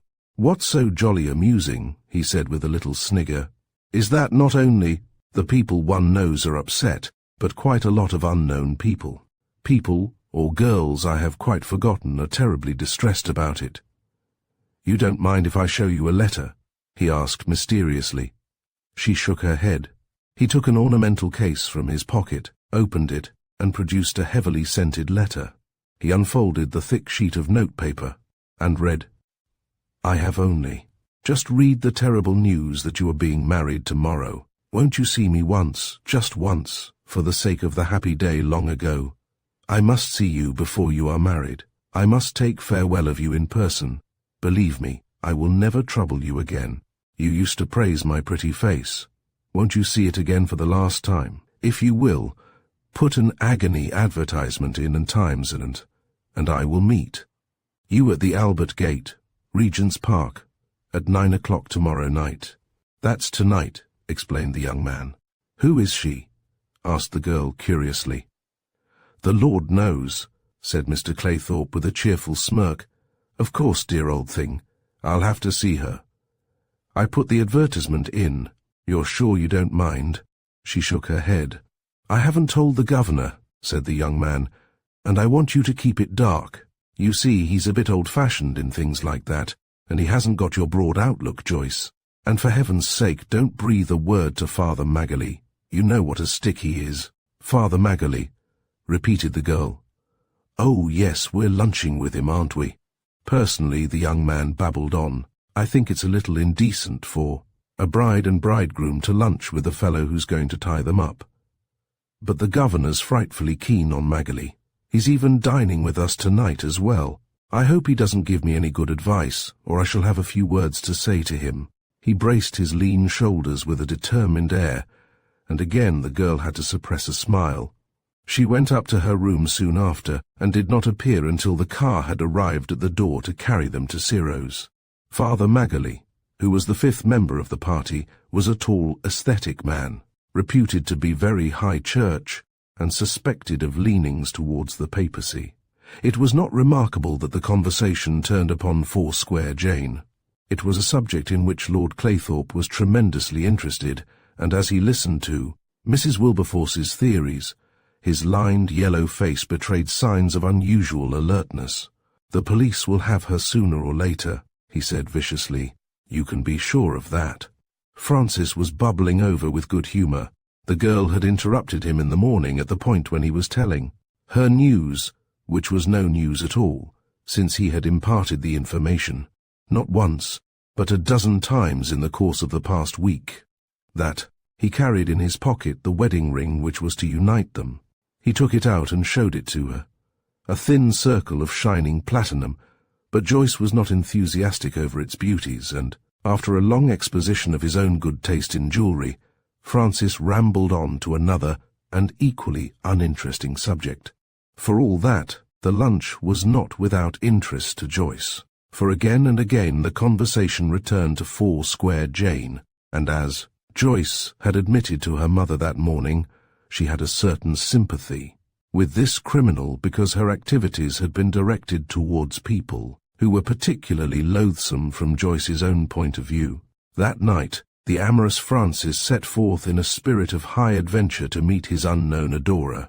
He came to his father's dinner table late, in a tremble of excitement, and blurted forth his version of the meeting. "Do you mean to say you didn't know her?" asked Lord Claythorpe disapprovingly. "No, sir," said the young man. "I couldn't see her face. She was veiled. She was sitting in a car and beckoned me from the sidewalk. I got in and had a little chat with her. And then, with a fine air of unconcern, she just put her arms round my neck, held me tight for a second, and then said, 'I can stand no more, Francis, go.'" "Very singular," said the Reverend Mr. Magali thoughtfully. "Very singular indeed. Poor soul. Possibly she will now seek a life of seclusion in one of our religious houses." "It was a stupid thing to do," rapped Lord Claythorpe, "meeting a person you didn't know. I am surprised at you, Francis, on your wedding eve." Mr. Magali was probably more impressed by the incident than his patron. As he walked home that night, to his house in Kensington, he evolved a sermon from the incident, a sermon which could not fail to gain a measure of comment from the lay press. He reached his austere dwelling, and was received by a butler of solemn and respectful mien. "Sister Agatha is waiting for you in the study, sir," he said in a low voice. "Sister Agatha," repeated Mr. Magali. "I don't remember Sister Agatha." This was not remarkable, for there were many sisters attached to the various orders in which Father Magali was interested, and it was impossible that he should remember their names. He went up to his study wondering what urgent business could bring a sister of charity to his house at this hour. The light was burning in the study, but Sister Agatha was not there. He summoned the butler, and that gentleman was frankly nonplussed. "It's very extraordinary, sir, but I showed the sister in here, and I've been in the hall, or in view of the hall ever since." "Well, she's not here now," said Father Magali humorously. "I'm afraid, Jenkins, you've been sleeping." A thought occurred to him, an alarming thought, and he made a rapid inspection of the study. He was relieved to find that not so much as a newspaper had been moved, that his priceless Venetian glasses were untouched, so he dismissed Sister Agatha from his mind and went to bed. The marriage of Mr. Francis Claythorpe and Miss Joyce Wilberforce was one of the social events of the season. The big porch of St. Giles was crowded with a fashionable congregation. The girl, looking paler than usual, came to the church with her mother and was received by an uncomfortable-looking bridegroom and by Lord Claythorpe, who did not disguise his good cheer and satisfaction. Today represented to him the culmination of a long-planned scheme. Not even the grey envelope which was in his pocket, and which he had found on his breakfast table, that morning distressed him, although it bore the curious signature of Foursquare Jane. The letter read, "You are very mean, Lord Claythorpe." Today, by sacrificing the happiness of a young girl, you are endeavoring to bring riches to your almost bankrupt estate. You have betrayed the trust of one who had faith in you and have utilized the provisions of his foolish will in order to enrich your family. There is many a slip between the cup and the lip. Pooh, said Lord Claythorpe on reading this. Pooh, he said again, and his son looked up over his cup and asked for an explanation. That explanation Lord Claythorpe peremptorily refused.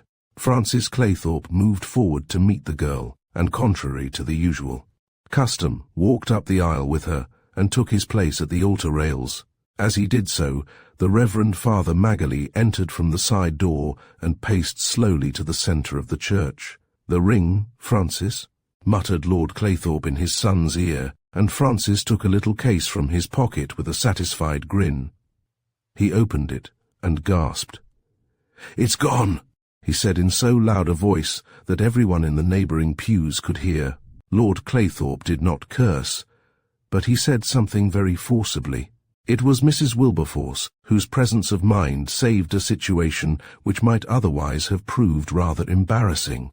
She slipped her own wedding ring off and passed it to the young man, and the girl watched the proceedings with a smile of indifference.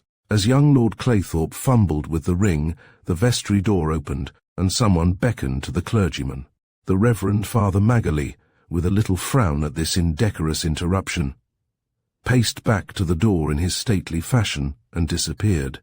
He was gone some time, and there was a little murmur of wonder in the congregation, when he reappeared and called Lord Claythorpe towards him. And then, to the amazement of the congregation, the whole wedding party disappeared into the vestry. It was a queer situation which met them. On the table of the vestry lay a long envelope inscribed, "Marriage License of the Honourable Francis Claythorpe and Miss Joyce Wilberforce."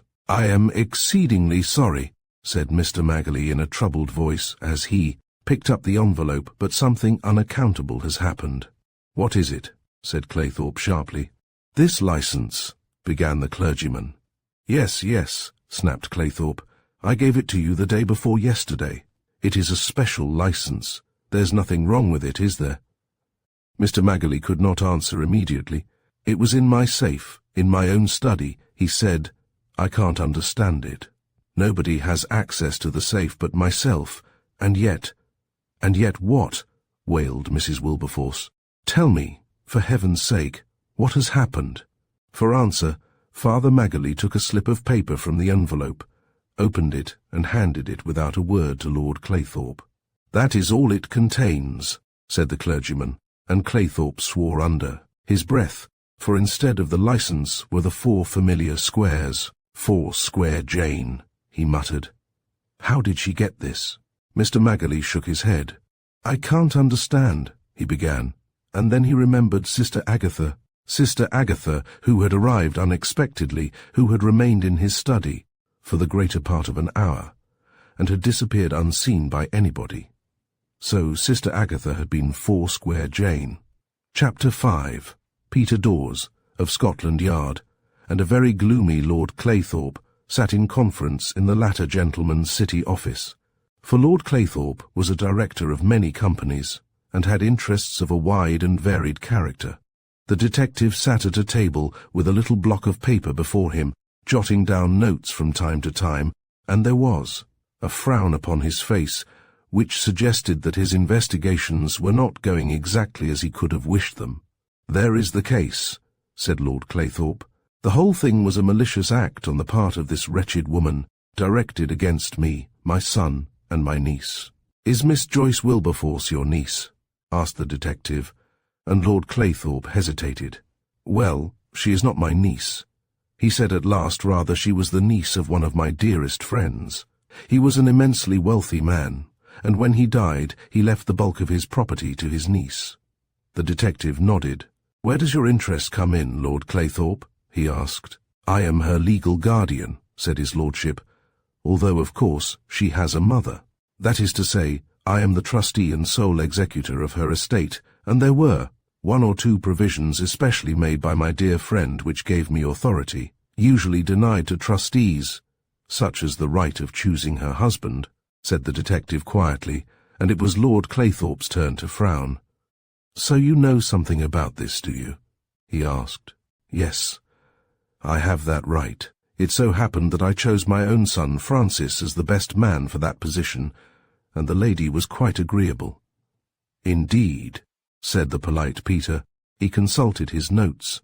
"As far as I understand, this mysterious person, whom Mrs. Wilberforce believes to be a discharged employee named Jane Briglow, after making several raids upon your property, reached the culmination of her audacity by robbing your son of his wedding ring and then burgling the house of the parson, who was to marry them, and stealing the license, which had been granted by the Bishop of London." "That's it exactly," said Lord Claythorpe. "And what of the wedding?" asked Peter. "There will be no difficulty of getting another license." Lord Claythorpe sniffed. "The only difficulty is," he said, "that the young lady is naturally prostrated by the humiliation which this villainous woman has thrust upon her. She was in such a state of collapse the following morning that her mother was compelled to take her, or rather to send her, to a friend in the country. The wedding is postponed for, let us say, a month." "One other question," asked the detective. "You say you suspect, in addition to Jane Briglow, a young man named Jameson Steele, who was in a way engaged to Miss Joyce Wilberforce." "A fugitive from justice," said his lordship emphatically, "and why you police fellows cannot catch him is beyond my understanding. The man forged my name." "I know all about that," said the detective. "I had the records of the case looked out, and the particulars of the case were phoned to me here whilst you had gone upstairs to collect data concerning the previous robbery. As a matter of fact, although he is, as you may say, a fugitive from justice, having very foolishly run away, there is no evidence which would secure a conviction before a judge and jury." "I suppose your lordship knows that?" His lordship did not know that, and he expressed his annoyance in the usual manner, which was to abuse the police. Peter Dawes went back to Scotland Yard and consulted the officer who had been in charge of the forgery case.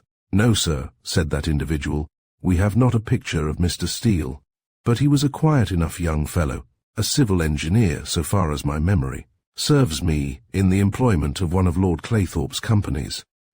Peter Dawson looked at the other thoughtfully.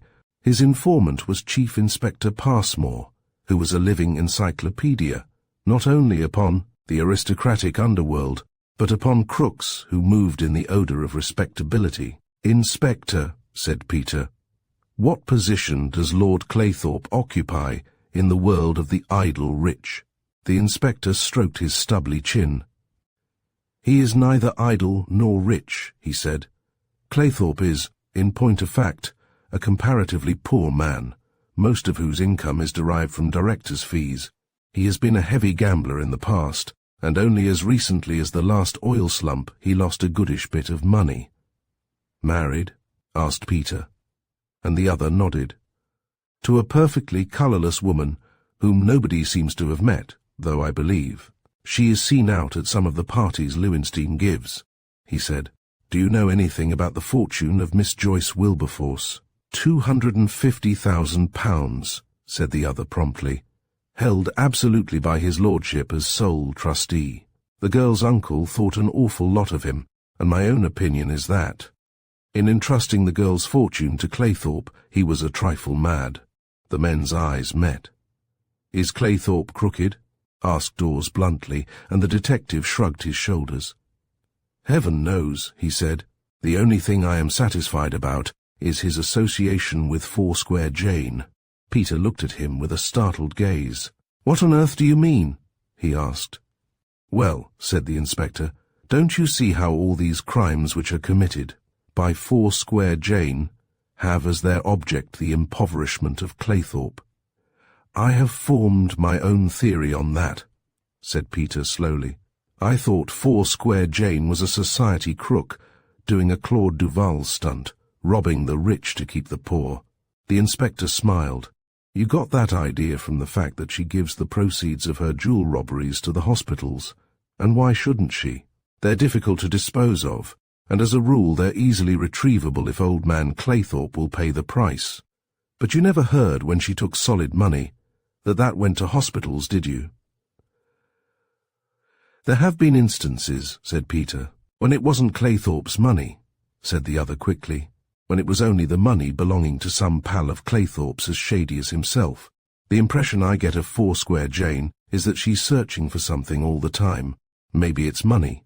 At any rate, when she gets money she sticks to it, and maybe it's something else. What is your theory? Asked Dawes. My theory, said the inspector slowly, is that Foursquare Jane and Claythorpe were working in a crooked game together, and that he double-crossed her, and that she is getting her revenge. Lord Claythorpe had his office in the city, but most of his business was conducted in a much smaller office situated in St. James's Street.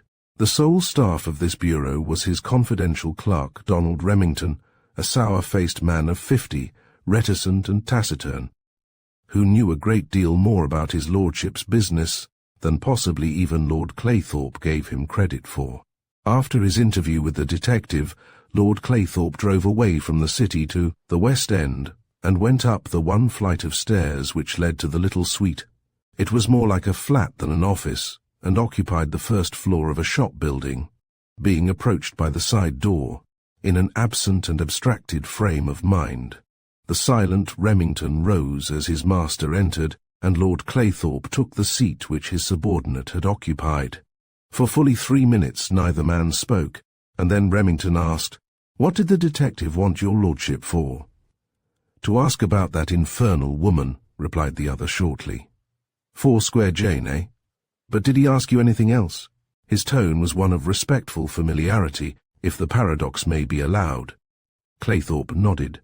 "He wanted to know about Miss Wilberforce's fortune," he said. Another silence, and then Remington asked, "I suppose you'll be glad when that wedding is through now?" There was a significant note in his voice, and Claythorpe looked up. "Of course I shall," he said sharply. "By the way, have you made arrangements about—" Remington nodded. "Do you think you're wise?" he asked. "The securities had better stay in the vaults at the bank, don't you think? Especially in view of this girl's activities?" "Nothing of the sort," replied Claythorpe violently. "Carry out my instructions, Remington, to the letter. What the devil do you mean by questioning any act of mine?" Remington raised his eyebrows the fraction of an inch. "Far be it from me to question your lordship's actions. I am merely suggesting that—" "Well, suggest nothing," said Lord Claythorpe. "You have given notice to the bank that I intend putting the bonds in a place of security?" "I have," replied the other. "The manager has arranged for the box to be delivered here this afternoon. The assistant manager and the accountant are bringing it." "Good," said Claythorpe. "Tomorrow I will take it down to my country place." Remington was silent. "You don't think it wise, eh?" The small eyes of Lord Claythorpe twinkled with malicious humour. "I see you're scared of Foursquare Jane, too." "Not I," said Remington quickly. "When is this marriage to occur?"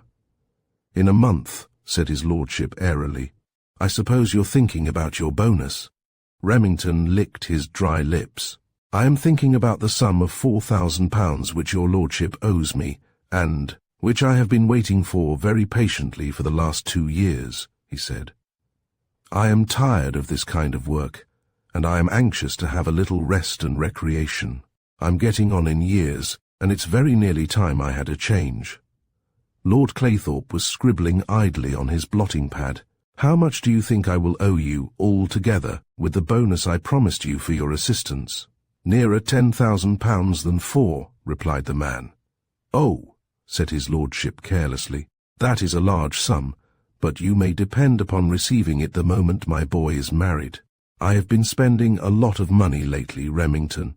It cost a lot to get back that pearl necklace." "You mean the Venetian armlet?" said the other quickly.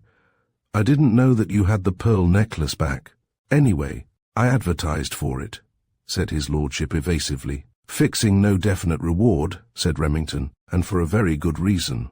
"What do you mean?" asked Lord Claythorpe quickly. "The pearls were faked," said the calm Remington.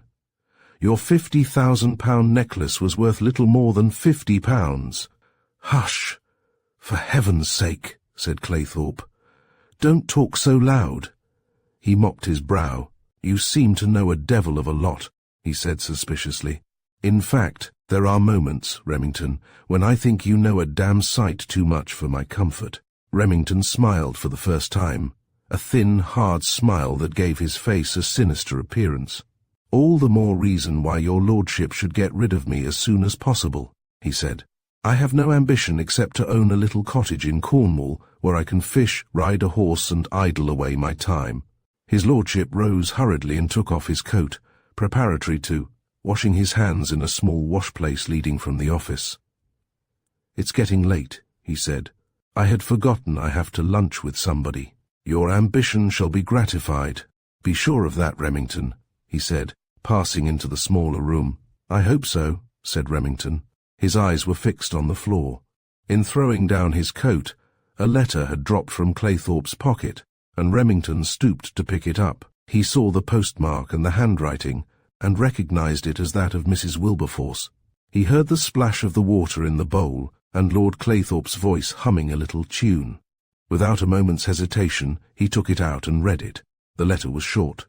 "My dear Lord Claythorpe," it ran, "Joyce is adamant on the point of the marriage, and says she will not go through with it for another 12 months. He replaced the letter in the envelope, and put it back in the inside pocket of the coat. 12 months! Claythorpe had lied when he said a month, and was obviously lying with a purpose. When his lordship emerged, wiping his hands on a towel, and still humming a little tune, Remington was gazing out of the window upon the chimney-tops of Jermyn Street. "I shall be back at 2:30, said Lord Claythorpe, perfunctorily examining a small heap of letters which lay on his desk. "The bank people will be here by then?" Remington nodded. "I am worried about this transfer of Miss Joyce's securities," he said. "They are safe enough in the bank. I do not think they will be safe with you." "Rubbish," said his lordship. "I think I know how to deal with Foursquare Jane. And besides, I am going to ensure the safety of the securities. Foursquare Jane isn't the kind of person who would steal paper security. It wouldn't be any good to her anyway." "But suppose these documents disappear?" persisted Remington. "Though it might not assist Foursquare Jane, it would considerably embarrass you and Miss Joyce. It would not be a gain perhaps to the burglar, but it would be a distinct loss to the young lady." "Don't worry," said Claythorpe. "Neither Foursquare Jane nor her confederate, Mr. Jameson Steele." "Jameson Steele," repeated Remington. "What has he to do with it?" Lord Claythorpe chuckled. "It is my theory, and it is a theory, I think, which is also held by the police, that Jameson Steele is the gentleman who assists Miss Foursquare Jane in her robberies." "I'll never believe it," said Remington. Lord Claythorpe had his hand on the door, preparatory to departing, and he turned at these words. "Perhaps you do not believe that he forged my name to a cheque in this very office," he said. "I certainly do not believe that," said Remington. "In fact, I know that that story is a lie." Claythorpe's face went red. "That is an ugly word to use to me, Remington," he said. "I think the sooner you go, the better." "I quite agree with your lordship," said Remington, and smiled as the door slammed behind his irate master. When Claythorpe returned, he was in a more amicable frame of mind, and greeted the two bank officials with geniality. On the big table was a black japanned box, heavily sealed. The business of transferring the sealed packages, which constituted the contents of the box, was not a long process. Lord Claythorpe checked them with a list he took from his case, and signed a receipt. "I suppose your lordship would not like to break the seals of these envelopes," said the assistant bank manager. "Of course, we are not responsible for their contents, but it would be more satisfactory to us, as I am sure it would be to your lordship, if you were able to verify the contents." "It is not necessary," said Claythorpe, with a wave of his hand. "I'll just reseal the box and put it in my safe." This he did in the presence of the manager, locking away the box in an old-fashioned steel safe, a proceeding which the bankers witnessed without enthusiasm. "That doesn't seem very secure," said one. I wish you would mind your own business," said Lord Claythorpe, and the bankers left, blessing the truculent man under their breath. At 6 o'clock that afternoon, Claythorpe finished the work on which he had been, engaged, closed and locked his desk, tried the safe, and put on his hat. He glanced through the front window and saw that his car was waiting, and that it was pelting with rain. "Which way are you going, Remington?" he asked. "I can give you a lift as far as Park Lane." "No, thank you, my lord," said Remington, struggling into his mackintosh. "I am going by tube, and I have not far to walk." They went out of the office together, double-locking the stout door. Before leaving, Remington attached a burglar alarm, which communicated with a large bell outside the building, and he repeated this process before the door was actually closed and double-locked. "I want you to be here at 9 o'clock tomorrow morning," said Claythorpe to his subordinate. "Good night." The inclemency of the weather increased as the evening advanced. A howling southwest gale swept over London, clearing the streets of idlers, and limiting to some extent the activities of the police patrols. The police officer, who was on duty within a few yards of the building, and who was relieved, at 11 o'clock that night, stated that he saw or heard nothing of a suspicious character. In the course of his tour of duty, he tried the door which led to Lord Claythorpe's office, but found it fastened. His relief, a man named Toms, made an examination of the door at 11:15.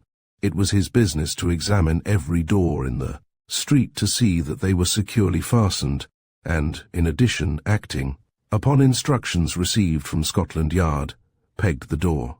That is to say, he inserted 2 small wedges of the size of matchsticks, one in each doorpost, and tied a piece of black cotton from one to the other. At 1 o'clock he tried the door again, and flashed his lamp upon the black thread, and found that it had been broken.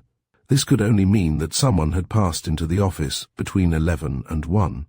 He summoned assistance and roused the caretaker, who lived in adjoining premises, and together they went into the darkened building and mounted the stairs. Lord Claythorpe's office door was apparently closed. It led, as the caretaker explained, directly into the main office. There was no sign of jemmy work, and the officers might have given up their investigations and found a simple explanation for the broken thread.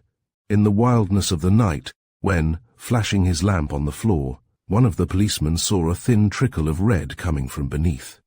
It was blood. The police did not hesitate, but smashed open the door and entered with some difficulty, for immediately behind the door was lying the body of a man. Tom switched on the light and knelt down by the side of the body. "He's dead," he said. "Do you know this man?" "Yes, sir," said the white-faced caretaker. "That's Mr. Remington." The police made a perfunctory examination. "You'd better get the divisional surgeon, Jim," he said to his comrade. "But I'm afraid it's no use. This poor fellow has been shot through the heart." He looked round the apartment. The safe door was wide open and empty. Half an hour later, Peter Dawes arrived on the scene of the murder and made a brief examination. He looked at the body. "Was he like this?" he asked, "when you found him?" "Yes, sir," replied the officer. "He has a knife in his hand." Peter bent down and looked at the thin-bladed weapon tightly clenched in the dead man's hand. "What's that, sir?" said Toms, pointing to the other hand. "It looks like a paper there." The card in Remington's half-clenched fist was loosely held, and the detective gently withdrew it.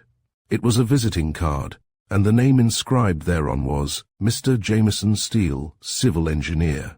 Peter Dawes whistled, and then walked across to the safe. "That's queer," he said, and swung the door of the safe closed in the hope of finding something behind it. He found something, but not what he had expected. In the center of the green steel door was a small label. It was a label bearing the mark of Foursquare Jane. Chapter 6. Foursquare Jane had committed a murder. It was incredible.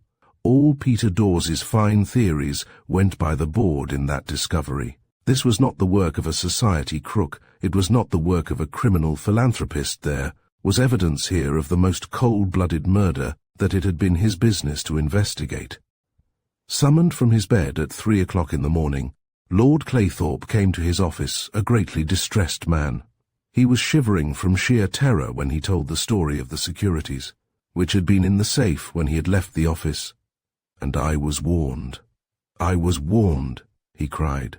"Poor Remington himself begged me not to do it. What a fool I am." "What was Remington doing here?" asked Peter.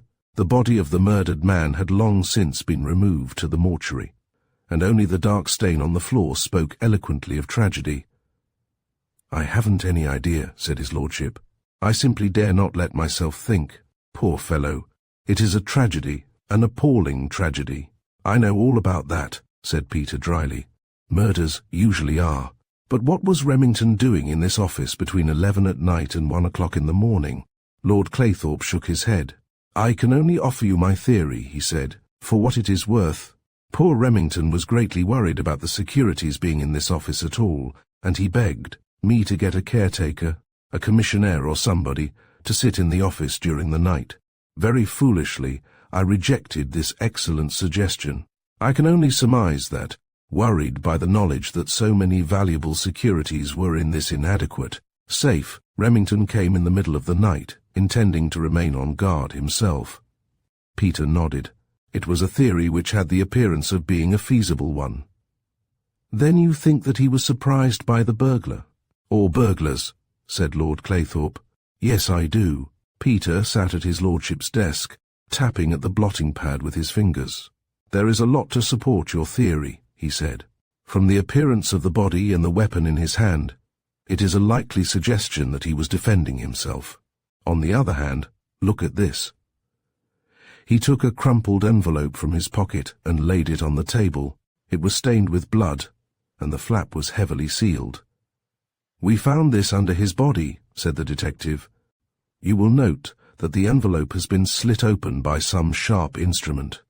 In fact, such an instrument as was found in Remington's hand when the body was discovered." His lordship pondered this. "Possibly he surprised them in the act of opening the envelope and snatched it away," he said, and again the detective nodded. "I agree with you that that is also a plausible theory," he said. "Had he a key of the safe?" Lord Claythorpe hesitated. "Not that I know," he said. "Why, yes, of course he had. I did not realize it. Yes, Remington had a key. And is this the key?" Peter Dawes handed his lordship a long steel key which he had taken from his pocket, and Lord Claythorpe examined it intently. "Yes," he said. "That is undoubtedly one of the keys of the safe. Where did you find it?" "Under the table," said the detective. "Are there any other clues?" asked his lordship after a pause, and this time Peter did not immediately answer. "Yes, there is one," he said. "We found in the dead man's hand a small visiting card." "What was the name?" asked the other quickly. "The name was Mr. Jameson Steele, who, I believe, was a former employee of yours." "Steele? By heaven! That fits in with what I have been saying all along," cried Claythorpe. "So Steele was in it. It doesn't follow because this card was found in Remington's hand that the card belonged to the burglar," said Peter quietly. "It is not customary in criminal circles for murderers to leave their cards upon their victims, as I dare say your lordship knows." Claythorpe looked at him sharply. "This does not seem to me to be a moment when you can exercise your sarcasm at my expense," he growled. "I tell you Steele is a blackguard, and is the kind of man who would assist this notorious woman in her undertakings. Of course, if you're going to shield him—" "I shield nobody," said Peter coldly. "I would not even shield your lordship if I had the slightest evidence against you. Of that you may be sure." Lord Claythorpe winced. "This is a heavy loss for you," said Peter, who was ignorant of the contents of the safe. Then, noticing the other's silence, he asked quickly, "You will, of course. Give me the fullest information as to what the safe contained, and you can't do better than tell me now. Was it ready money?" Lord Claythorpe shook his head. "Nothing but securities," he said, "and those not of a negotiable character." "Your securities?" asked Peter. "What was their value?" "About $250,000, said his lordship, and Peter gasped. "Your money?" he asked again. "No," hesitated Lord Claythorpe, "not my money, but a trust fund." Peter sprang up from the table. "You don't mean to say that this was the fortune of Miss Joyce Wilberforce about which we were talking this morning?" His lordship nodded. "It is," he said briefly. "It is a great tragedy, and I don't know how I shall excuse myself to the poor girl." "You, of course, know what the securities were," said Peter in a dry, matter-of-fact voice, as he sat down once more at the table. In that moment he betrayed no more emotion than if he had been investigating the most commonplace of shop robberies. "I have a list," said Claythorpe, and for nearly an hour he was detailing particulars of the bonds which had been stolen. Peter finished his inquiry at 4 in the morning and went to his office to send out an all-Britain message. It was not like Jane, this latest crime. It was certainly not like Jane or her assistant, if she had an assistant, to leave an incriminating visiting card in poor Remington's hand. Peter Dawes was wise in the ways of criminals, both habitual and involuntary. He had seen a great deal of the grim side of his profession, and had made a careful study of anatomy, particularly in relation to murdered people. He was satisfied in his own mind that the card that was held in the lightly clenched fist of the dead man had been placed there after he had been shot. He expressed himself frankly to his chief. "The card is evidently a plant to lead us off the track, and if it was put there by Foursquare Jane, it was designed with the object of switching suspicion from her on to the unfortunate Steele." "Do you think you'll catch Steele?" asked the chief. Peter nodded. "Yes, sir. I can catch him just when I want him, I think," he said. "It was only because we didn't want to take this man that we have let him go loose so long. He was a fool to run away, because the evidence against him was pretty paltry." Dawes had a large number of calls to make the following morning, and the first of these was on a firm of safe-makers in Queen Victoria Avenue. He had the good fortune to find that the sales manager had been in control of the store for the past 20 years, and that he remembered distinctly selling the safe to Lord Claythorpe. "That's a relief," smiled the detective. "I was afraid I should have to go all over London to find the seller. How many keys did you supply?" "2," said the man. "One for his lordship, and one for Mr. Remington." "Was there any difference in the 2 keys?" "None except the marking. Have you one of the keys here?"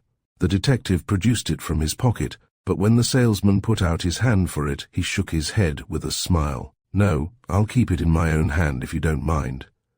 "I have a special reason," he said. "Perhaps you will describe the marking." "It's inside the loop of the handle," explained the salesman. "You will find a small number engraved there. No, 1 or no, 2, no. 1 was intended for his lordship. No. 2 for Mr. Remington." The numbers were put there at Lord Claythorpe's suggestion in order to avoid confusion. It sometimes happens that both keys are in use together, and it is obviously desirable that they should not be mixed. Peter looked at the inside of the loop and saw the number, then placed the key in his pocket with a little smile. "Thank you. I think you have told me all that I want to know," he said. "You are sure that there are not 3 keys?" "Perfectly certain," said the man emphatically. "And what is more, it would have been impossible to have got these keys cut, except by our firm." Peter went back to Scotland Yard to find a telegram waiting for him. It was handed in at Falmouth by the chief of the local constabulary, and read, "Jameson Steele is here. Shall I arrest? We have undoubted evidence that he spent last night in Falmouth with his wife." "His wife?" said the puzzled detective. "I didn't know Steele was married." "Well, that lets him out as far as the murder's concerned. The question is, shall we pinch him for the forgery?" He consulted his friend the inspector, and the advice he received with regard to the arrest on the lesser charge was emphatic. "Leave him alone," said the wise man. "It does us no good to arrest a man unless we are certain of conviction, and the only real offence that Jameson Steele has committed was the fool offence of running away when he ought to have stood his ground." I interviewed the bank manager immediately after that crime, and the bank manager swore that the signature was not a forgery, but was Lord Claythorpe's own, and with that evidence before the jury, "You're not going to get a conviction, young fellow." Peter debated this point, and at last decided to wire to Steele asking him to come up and meet him. The papers were filled with the stories of Foursquare Jane's latest exploit. This, indeed, was the culmination of a succession of sensational crimes. Her character, her eccentricities, the record of her several offences appeared in every newspaper. There were witnesses who had seen a mysterious woman hurrying up St. James's Street. A quarter of an hour after the crime must have been committed. There were others who were certain they saw a veiled woman getting into a car at the bottom of St. James's Street. In fact, the usual crop of rumours and evidence was forthcoming, none of which was of the slightest value to the police. That afternoon the detective visited Lord Claythorpe. He found that gentleman in very close consultation with a grave Mr. Lowenstein. To the credit of that genial Hebrew financier, it must be said that, however optimistic might be the prospectuses he framed from time to time, he was undoubtedly straight, and Mr. Lowenstein's gravity of demeanour was due to a doubt which had arisen in his mind, for the first time, as to the trustworthy character of his lordly business associate. They greeted the detective, his lordship suspiciously and a little nervously, Lowenstein with evident relief. "Well," asked Claythorpe, "have you made any discovery?" "Several," said Peter. "We have been able to reconstruct the crime up to a point, and we have also proved that Mr. Steele was in Falmouth when the murder was committed." A little shade passed over the sallow face of Lord Claythorpe. "How could you prove that when you don't know where he is?" he asked. "We found where he was, all right," said Peter with satisfaction. "And you have arrested him, of course?" demanded his lordship. "I mean for the forgery." The other smiled. "Honestly, Lord Claythorpe, do you seriously wish us to arrest Jameson Steele in view of the overwhelming evidence in support of his contention that the cheque was given to him by you and signed by you?" "It's a lie," roared Lord Claythorpe, bringing his fist down on the table. "It may be a lie," said Peter Dawes quietly, "but it is a lie the jury will believe, and I can believe that the outcome of such a prosecution will be very profitable to your lordship." Claythorpe was silent. Presently he looked up and caught Lowenstein's eye, and Lowenstein nodded. "I quite agree," said that gentleman seriously.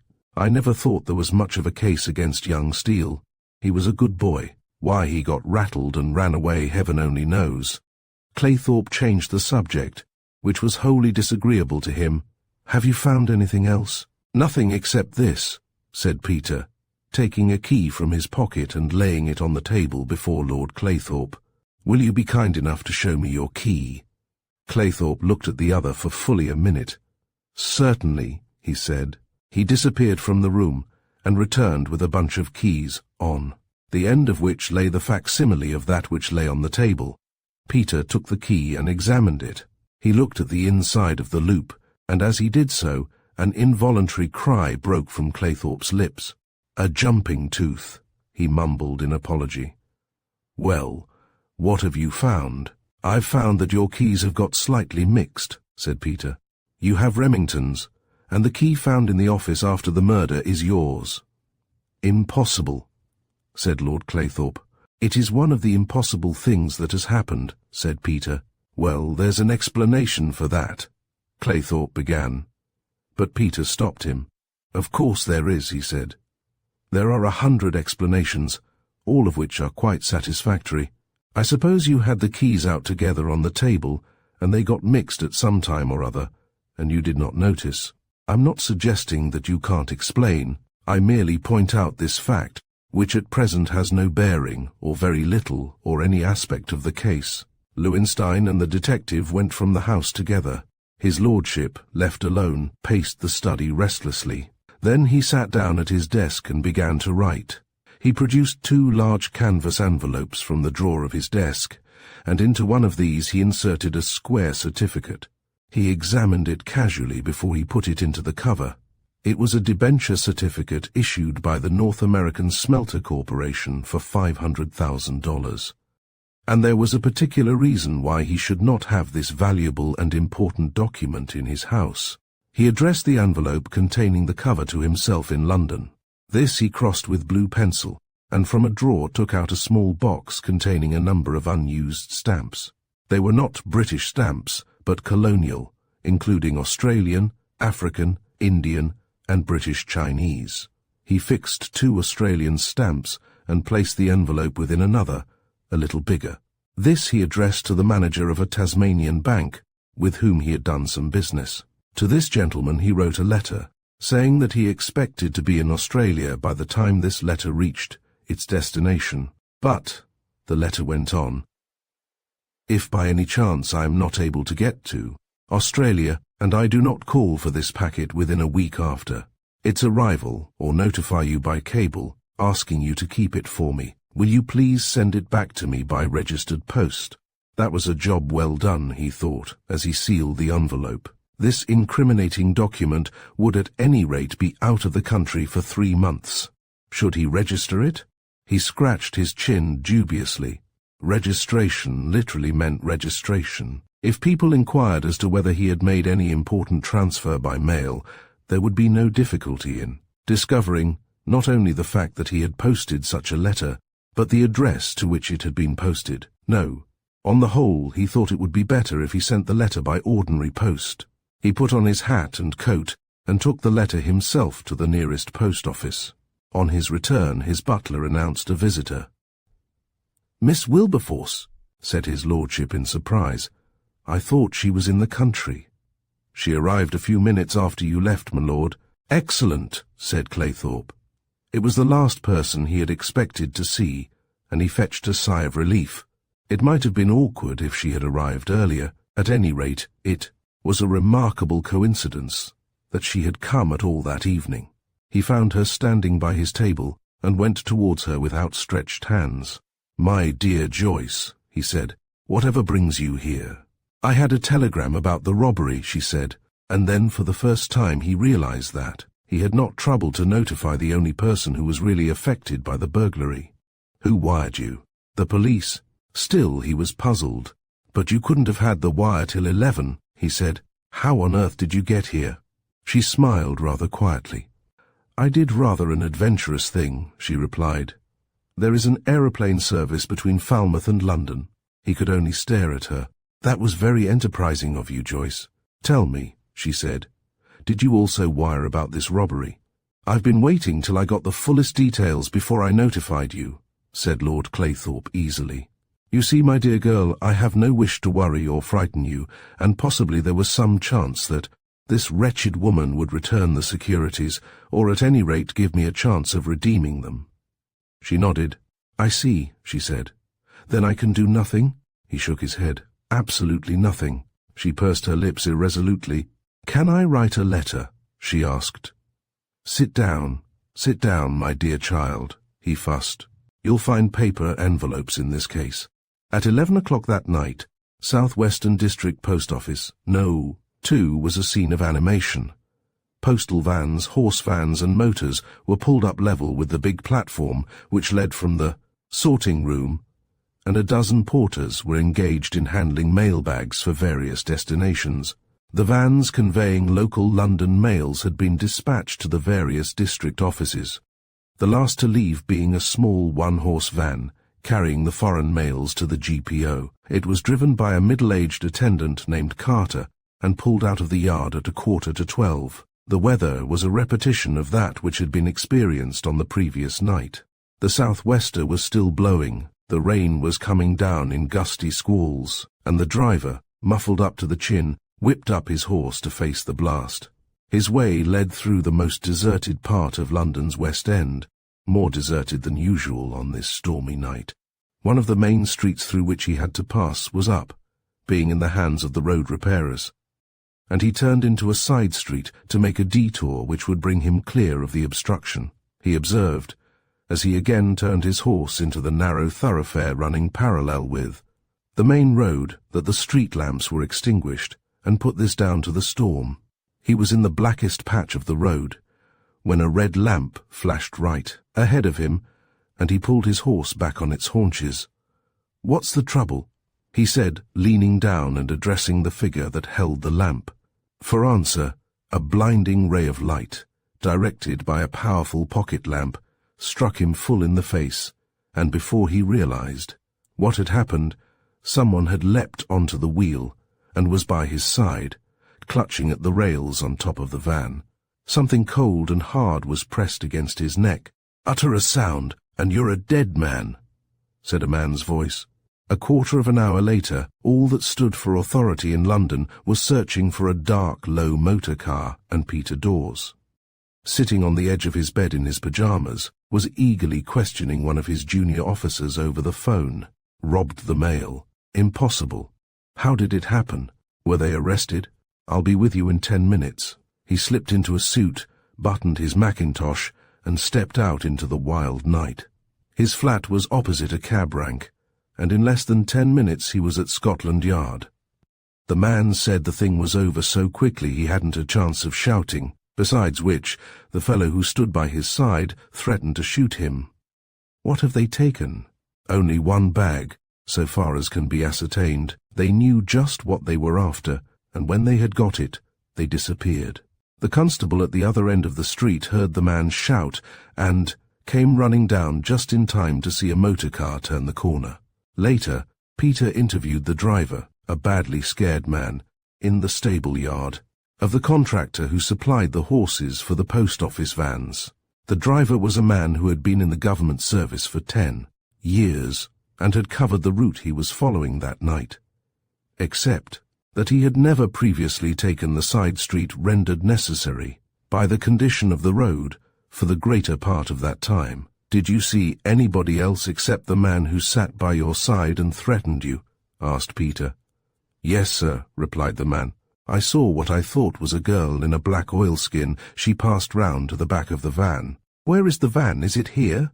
Asked the detective, and they showed him a small, four-wheeled vehicle covered in at the top, and with 2 doors, which were fastened behind by a steel bar and padlocked. The padlock had been wrenched open, and the doors now stood ajar. They had taken out the mailbags, sir, in order to sort them out to see what was gone. Peter flashed his lamp in the interior, examining the floor and sides carefully.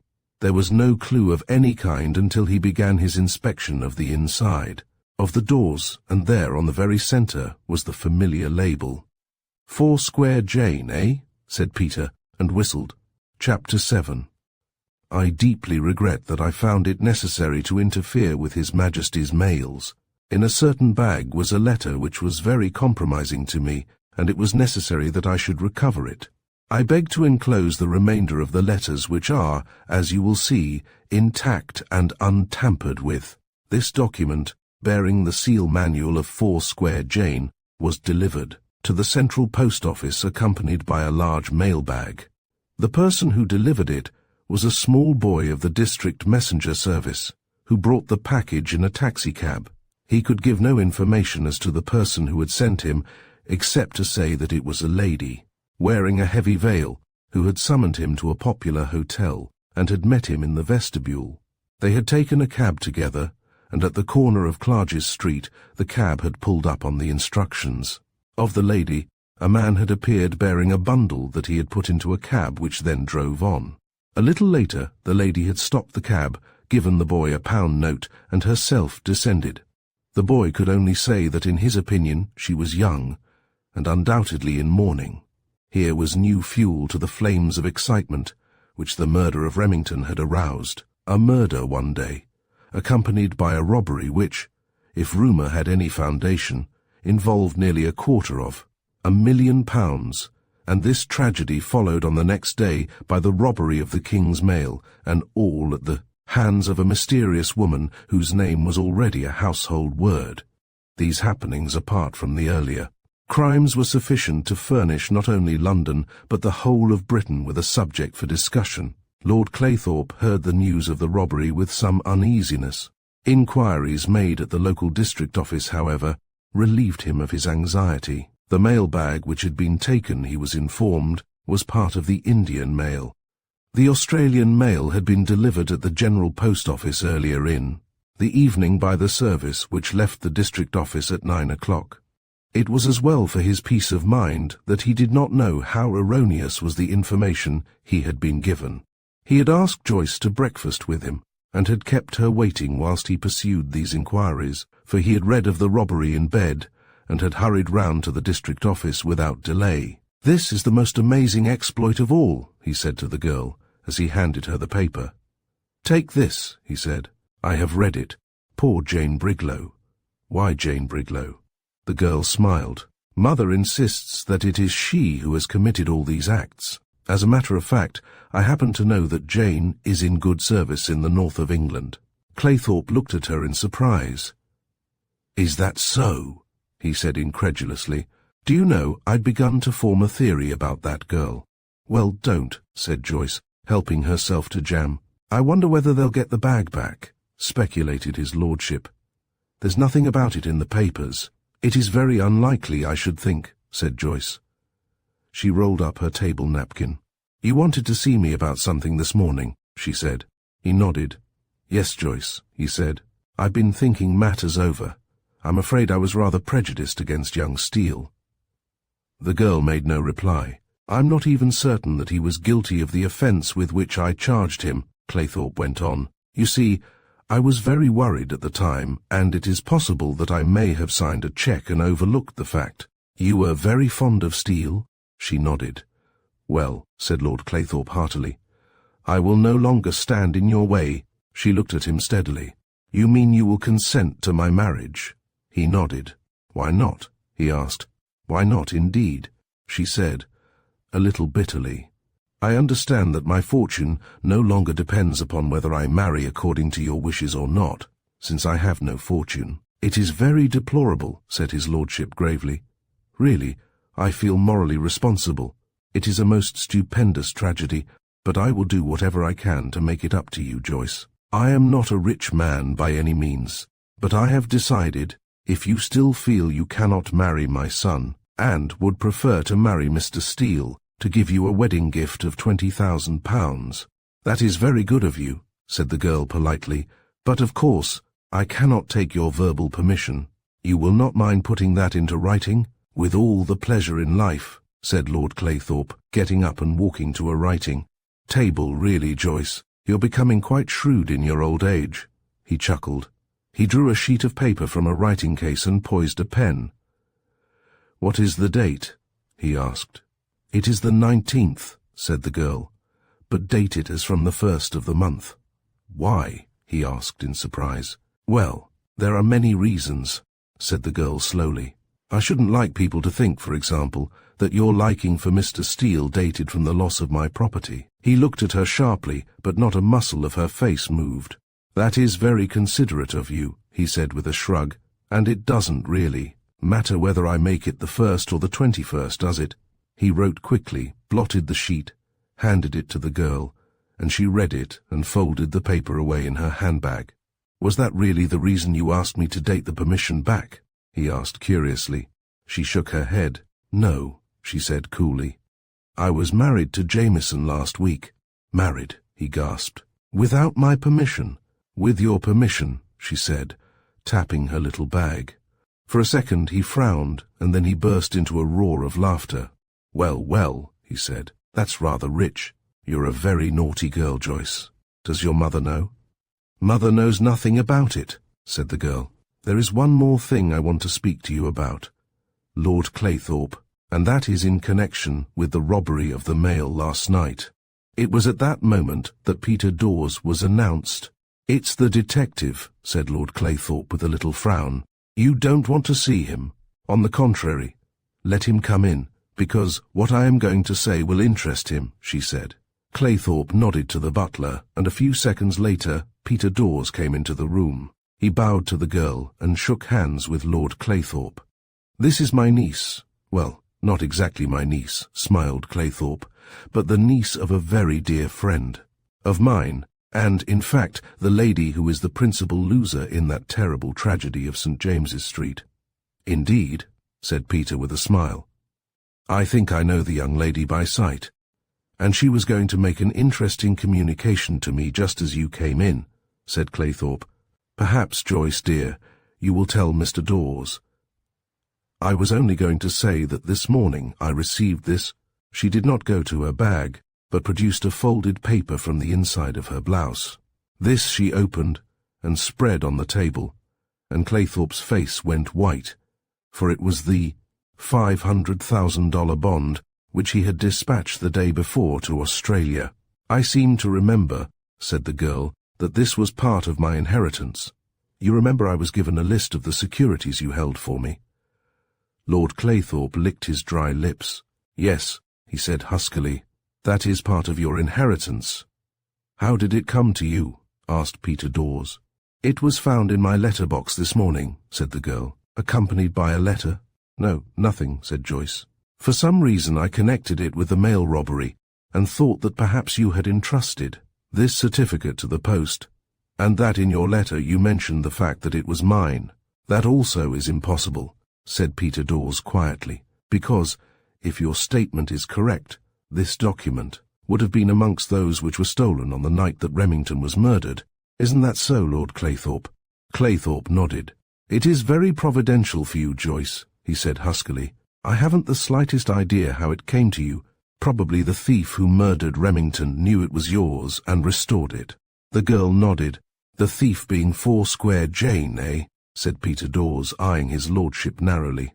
"Naturally, who else?" said Claythorpe, meeting the other's eyes steadily. "It was undoubtedly her work. Her label was on the inside of the safe." "That is true," agreed Peter. "But there was one remarkable fact about that label which seems to have been overlooked." "What was that?" "It had been used before," said Peter slowly. "It was an old label which had previously been attached to something, or somewhere, for the marks of the old adhesion were still on it when I took it off. In fact, there were only a few places where the gum on the label remained useful. Neither the eyes of the girl or Lord Claythorpe left the other's face." "That is curious," said Lord Claythorpe slowly. "What do you deduce from that?" Dawes shrugged. "Nothing, except that it is possible someone is using Foursquare Jane's name in vain," he said. "Someone who was in a position to get one of the old labels she had used on her previous felonies." "May I sit down?" he asked, for he had not been invited to take a seat.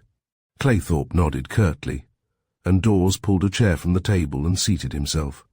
"I have been reconstructing that crime," he said, "and there are one or two things that puzzle me.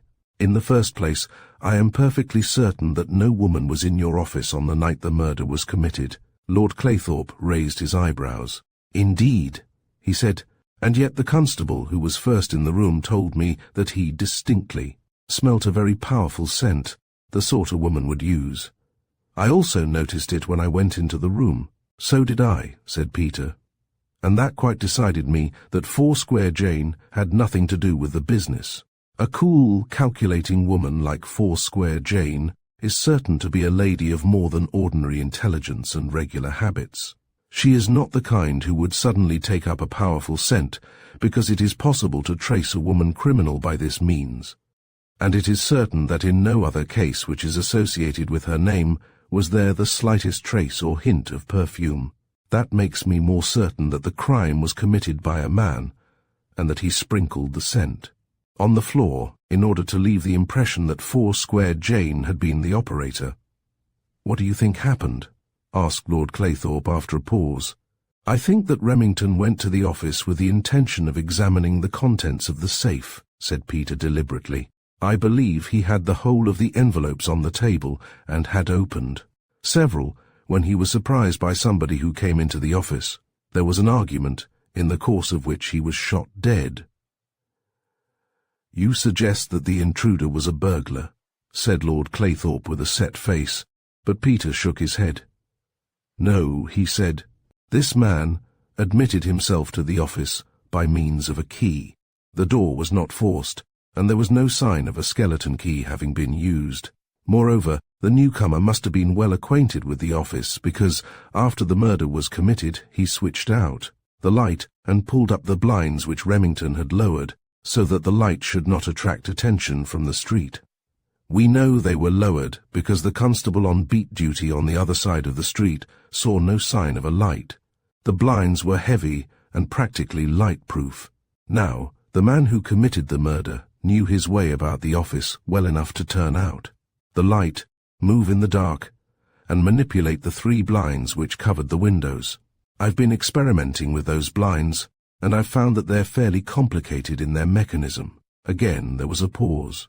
"A very fantastic theory, if you will allow me to say so," said Lord Claythorpe, "and not at all like the sensible, common-sense point of view that I should have expected from Scotland Yard." "That may be so," said Peter quietly, "but we get romantic theories even at Scotland Yard." He looked down at the bond, still spread out on the table. "I suppose your lordship will put this in the bank after your unhappy experience," he said. "Yes, yes," said Lord Claythorpe briefly, and Peter turned to the girl. "I congratulate you upon recovering a part of your property," he said. "I understand this is held in trust for you until you're married." Lord Claythorpe started violently. "Until you're married?" he said. Why? He caught the girl's smiling eyes. "That means now, doesn't it?" he said. "Until your marriage is approved by me," said Lord Claythorpe. "I think it is approved by you," said Joyce, and dived her hand into her bag. "It will be delivered to you formally tomorrow," said his lordship stiffly. Peter Dawes and the girl went out of the house together and walked in silence a little way. "I'd give a lot to know what you're thinking," said the girl. "And I'd give a lot to know what you know," smiled Peter, and at that cryptic exchange they parted. That night, Mr. Lowenstein was giving a big dinner party at the Ritz-Carlton. Joyce had been invited months before, but had no thought of accepting the invitation until she returned to the hotel where she was staying. A good-looking man rose as she entered the vestibule and came towards her with a smile. He took her arm, and slowly they paced the long corridor leading to the elevator. "So that's Mr. Jameson Steele, eh?" said Peter Dawes, who had followed her to the hotel, and he looked very thoughtfully in the direction the two had taken. He went from the hotel and called on Mr. Lowenstein by appointment, and that great financier welcomed him with a large cigar. "I heard you were engaged upon the Foursquare Jane case, Mr. Dawes," he said, "and I thought it wouldn't be a bad idea if I invited you to dinner tonight." "Is this a professional or a friendly engagement?" smiled Peter. "It's both," said Mr. Lowenstein frankly. "The fact is, Mr. Dawes, and I'm not going to make any bones about the truth, it is necessary in my business that I should keep in touch with the best people in London. From time to time I give a dinner party, and I bring together all that is bright and beautiful and brainy. Usually these dinners are given in my own house, but I've had a rather painful experience," he said, grimly, and Peter, who knew the history of Foursquare Jane's robbery, nodded in sympathy. "Now, I want to say a few words about Miss Foursquare Jane," said Lowenstein. "Do you mind seeing if the door is closed?" Peter looked outside and closed the door carefully. "I'd hate what I'm saying to be repeated in certain quarters," Lowenstein went on, "but in that robbery there were several remarkable coincidences. Do you know that Foursquare Jane stole nothing in most cases, except the presents that had been given by Claythorpe? Claythorpe is rather a gay old bird, and has gone the pace. He has been spending money like water for years. Of course, he may have a big income, or he may not. I know just what he gets out of the city. On the night of the burglary at my house, this girl went through every room and took articles which, in many cases, had been given to the various people by Claythorpe. For example, something he had presented to my wife disappeared. Some shirt studs, which he gave to me, were also gone. That's rather funny, don't you think?" "It fits in with my theory," said Peter, nodding, "that Foursquare Jane has only one enemy in the world, and that is Lord Claythorpe." "That's my opinion too," said Lowenstein. "Now tonight I am giving a big dinner party, as I told you, and there will be a lot of women there, and the women are scared of my parties since the last one. There will be jewels to burn, but what makes me specially nervous is that Claythorpe has insisted on Lola Lane being invited." "The dancer?" asked Peter in surprise, and the other nodded. "She's a great friend of Claythorpe's. I suppose you know that. He put up the money for her last production, and, not to put too fine a point upon it, the old man is infatuated by the girl." Mr. Lowenstein sucked contemplatively at one of his large cigars. "I am not a prude, you understand, Mr. Dawes," he said, "and the way men amuse themselves does not concern me. Claythorpe is much too big a man for me to refuse any request he makes. In the present state of society, people like Lola are accepted, and it is not for me to reform the smart set. The only thing I'm scared about is that she will be covered from head to foot in jewels." He pulled again at his cigar and looked at it before he went on, "which Lord Claythorpe has given her." "This is news to me," said Peter. "It would be news to a lot of people," said Lowenstein, "for Claythorpe is supposed to be one of the big moral forces in the city." He chuckled, as though at a good joke. "Now, there's another point I want to make to you. This girl Lola has been telling her friends, at least she told a friend of mine, that she was going to the Argentine to live in about 6 months' time. My friend asked her if Lord Claythorpe agreed to that arrangement. You know, these theatrical people are very frank, and she said, yes. He looked at the detective. Which means that Claythorpe is going too, said Peter, and Lowenstein nodded. That is also news, said Peter Dawes. Thank you. I will accept your invitation to dinner tonight. Good, said Lowenstein, brightening. You don't mind, but I may have to put you next to Lola. That evening, when Peter strolled into the big reception hall, which Mr. Lowenstein had engaged with his private dining room, his eyes wandered in search of the lady. He knew her by sight, had seen her picture in the illustrated newspapers. He had no difficulty in distinguishing her rather bold features, and, even if he had not, he would have known, from the daring dress she wore, that this was the redoubtable lady whose name had been hinted in connection with 1 or 2 unpleasant scandals. But chiefly his eyes were for the great collar of emeralds about her shapely throat. They were big green stones which scintillated in the shaded lights, and were by far the most remarkable jewels in the room. Evidently Lowenstein had explained to Lord Claythorpe the reason of the invitation, because his lordship received him quite graciously, and made no demur at a common detective occupying the place by the side of the lady who had so completely enthralled him. It was after the introduction that Peter had a surprise, for he saw Joyce Wilberforce. "I didn't expect to see you again today, Miss Wilberforce," he said. "I did not expect to come myself," replied the girl, "but my husband—" "You knew I was married?" Mr. Dawes nodded. "That is one of the things I did know." He laughed. "My husband had an engagement, and he suggested that I should amuse myself by coming here. What do you think of the emeralds?" she asked mischievously. "I suppose you're here to keep a friendly eye on them." Peter smiled. "They are rather gorgeous, aren't they? Though I cannot say I admire their wearer." Peter was discreetly silent. He took the dancer into dinner, and found her a singularly dull person, except on the question of dress and the weakness of her sister artistes. The dinner was in full swing when Joyce Wilberforce, who was sitting almost opposite the detective, screamed and hunched herself up in the chair. "Look, look!" she cried, pointing to the floor. "A rat!" Peter, leaning over the table, saw a small brown shape run along the wainscot. The woman at his side shrieked and drew her feet up to the rail of her chair. This was the last thing he saw, for at that second all the lights in the room went out. He heard a scream from the dancer. "My necklace, my necklace." There was a babble of voices, a discordant shouting of instructions and advice. Then Peter struck a match. The only thing he saw in the flickering light was the figure of Lola, with her hands clasped round her neck. The collar of emeralds had disappeared. It was 5 minutes before somebody fixed the fuse and brought the lights on again. "Let nobody leave the room," shouted Peter authoritatively. "Everybody here must be searched." And then his eyes fell upon a little card which had been placed on the table before him, and which had not been there when the lights went out. There was no need to turn it. He knew what to expect on the other side. The 4 squares and the little J looked up at him mockingly. Chapter 8.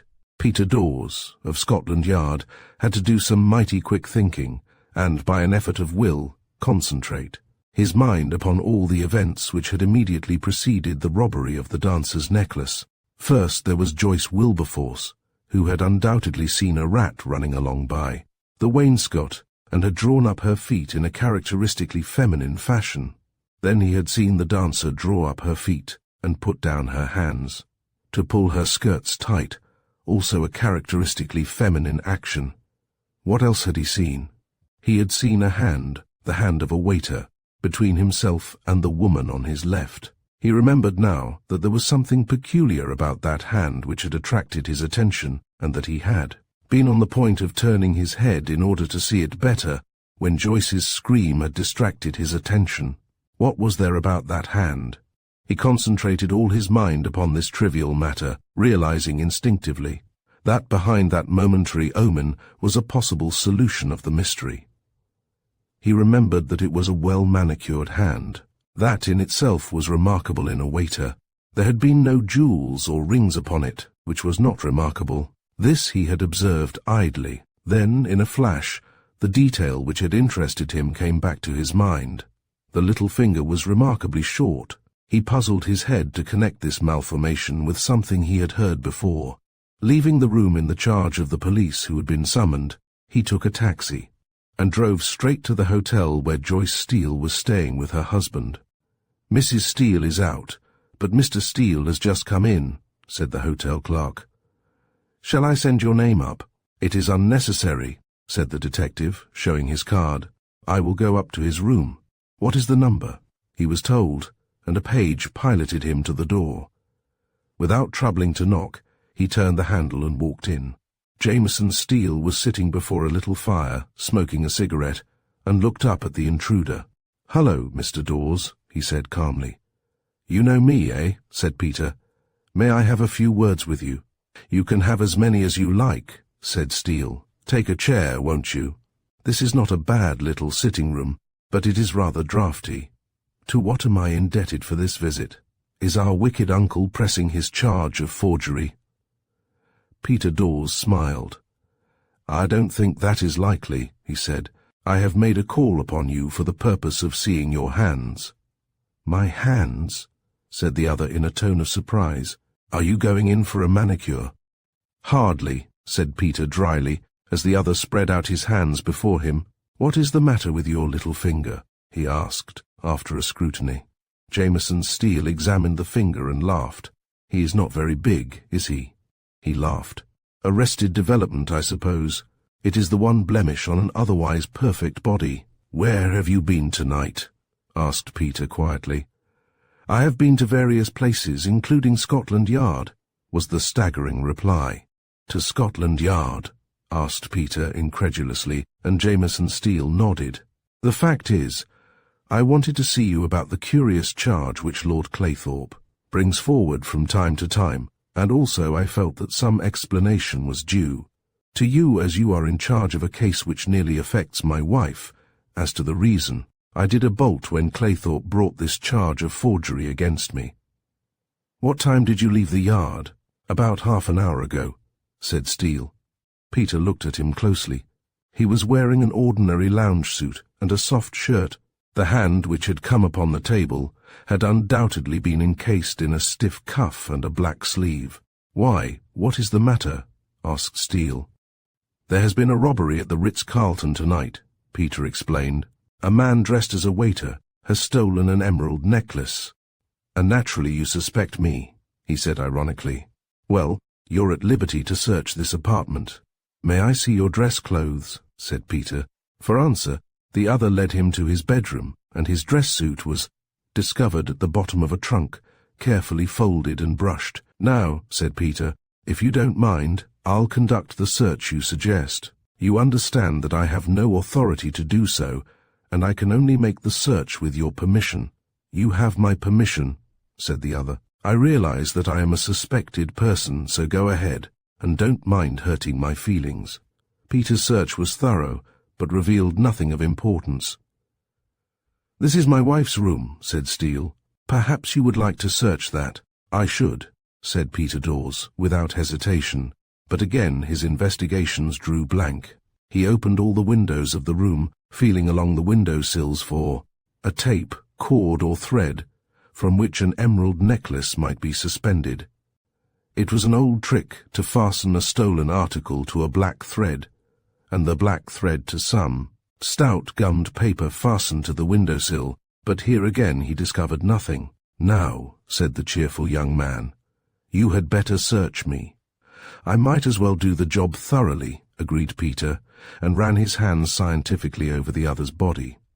"Not guilty, eh?" said Steele when he had finished. "Now perhaps you'll sit down, and I'll tell you something about Lord Claythorpe that will interest you. You know, of course, that Claythorpe has been living on the verge of bankruptcy. Won't you sit down?" he said again, and Peter obeyed. "Here is a cigar which will steady your nerves."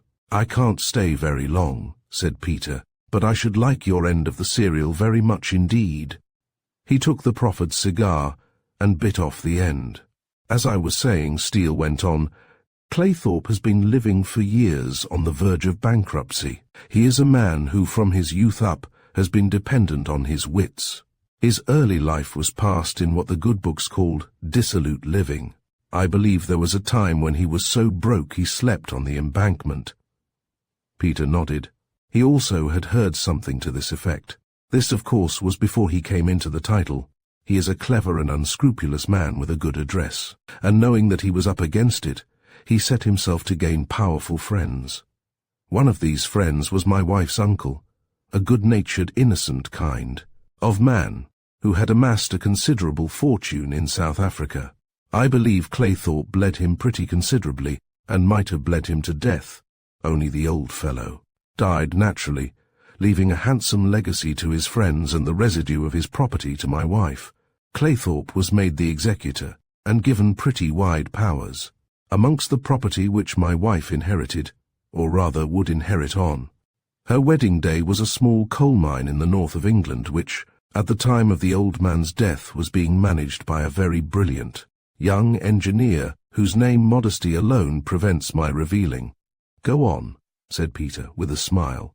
Claythorpe, finding himself in control of such unlimited wealth, set himself out to improve the property, and the first thing he did was to project the flotation of my coal mine. I call it mine, and I always regarded it as such in a spiritual sense, for about 6 times its value. Peter nodded. In order to bring in the public, it was necessary that a statement should be made with regard to the quantity of coal in the mine, the extent of the seams, etc., and it was my duty to prepare a most glowing statement, which would loosen the purse strings of the investing public. Claythorpe put the scheme up to me, and I said no. I also told him, the young man went on, choosing his words carefully, that, if he floated this company, I should have something to say in the columns of the financial press. So the thing was dropped, but Claythorpe never forgave me. There was a certain work which I had done for him outside my ordinary duties, and, summoning me to his St. James's Street office, he gave me a cheque. I noticed at the time that the cheque was for a much larger amount than I had expected, and thought his lordship was trying to get into my good books. I also noticed that the amount inscribed on the cheque had the appearance of being altered, and that even his lordship's signature looked rather unusual. I took the cheque and presented it to my bank a few days later, and was summoned to the office, where I was denounced as a forger, said the young man, puffing a ring of smoke into the air reflectively. But it gives you a very funny feeling in the pit of the stomach. The heroic and proper and sensible thing to do was to stand on my ground, go up to the Old Bailey, make a great speech, which would call forth the applause and approbation of judge and jury, and stalk out of the court in triumph. Under these circumstances, however, one seldom does the proper thing. Remington it was, the man who is now dead, who suggested that I should bolt, and like a fool I bolted. The only person who knew where I was Joyce. I won't tell you anything about my wife, because you probably know everything that is worth knowing. I'll only say that I've loved her for years, and that my affection has been returned. It was she who urged me to come back to London and stand my trial, but I put this down to her childlike innocence. A man is always inclined to think that he's the cleverer of the two when he's exchanging advice with women. That's the whole of the story. Peter waited. Now, Mr. Steele, he said, perhaps you will explain why you were at the Ritz-Carlton Hotel tonight disguised as a waiter. Steele looked at him with a quizzical smile. I think I could explain it if I'd been there, he said. Do you want me to invent an explanation as well as to invent my presence? I am as confident that you were there, said Peter, as I am that you are sitting here. I am also certain that it will be next to impossible to prove that you were in the room. He rose from his seat. I am going back to the hotel, he said, though I do not expect that any of our bloodhounds have discovered the necklace. Have another cigar, said Steele, offering the open box. Peter shook his head. No, thank you, he said. They won't hurt you. Take a handful. Peter laughingly refused. I think I am nearly through with this Foursquare Jane business, he said, and I am pretty certain that it is not going to bring kudos or promotion to me. I have a feeling that it will not either, said Steele. It's a rum case. Peter shook his head. Rum, because I've solved the mystery of Foursquare Jane. I know who she is, and why she has robbed Claythorpe and his friends. You know her, do you? Said Steele thoughtfully, and the other nodded. Jameson Steele waited till the door closed upon the detective and then waited another 5 minutes before he rose and shot the bolt. He then locked the 2 doors leading from the sitting room, took up the box of cigars and placed it on the table. He dipped into the box and pulled out handful after handful of cigars, and then he took out something which glittered and scintillated in the light, a great collar of big emeralds, and laid it on the table. He looked at it thoughtfully, then wrapped it in a silk handkerchief, and thrust it into his pocket, replacing the cigars in the box.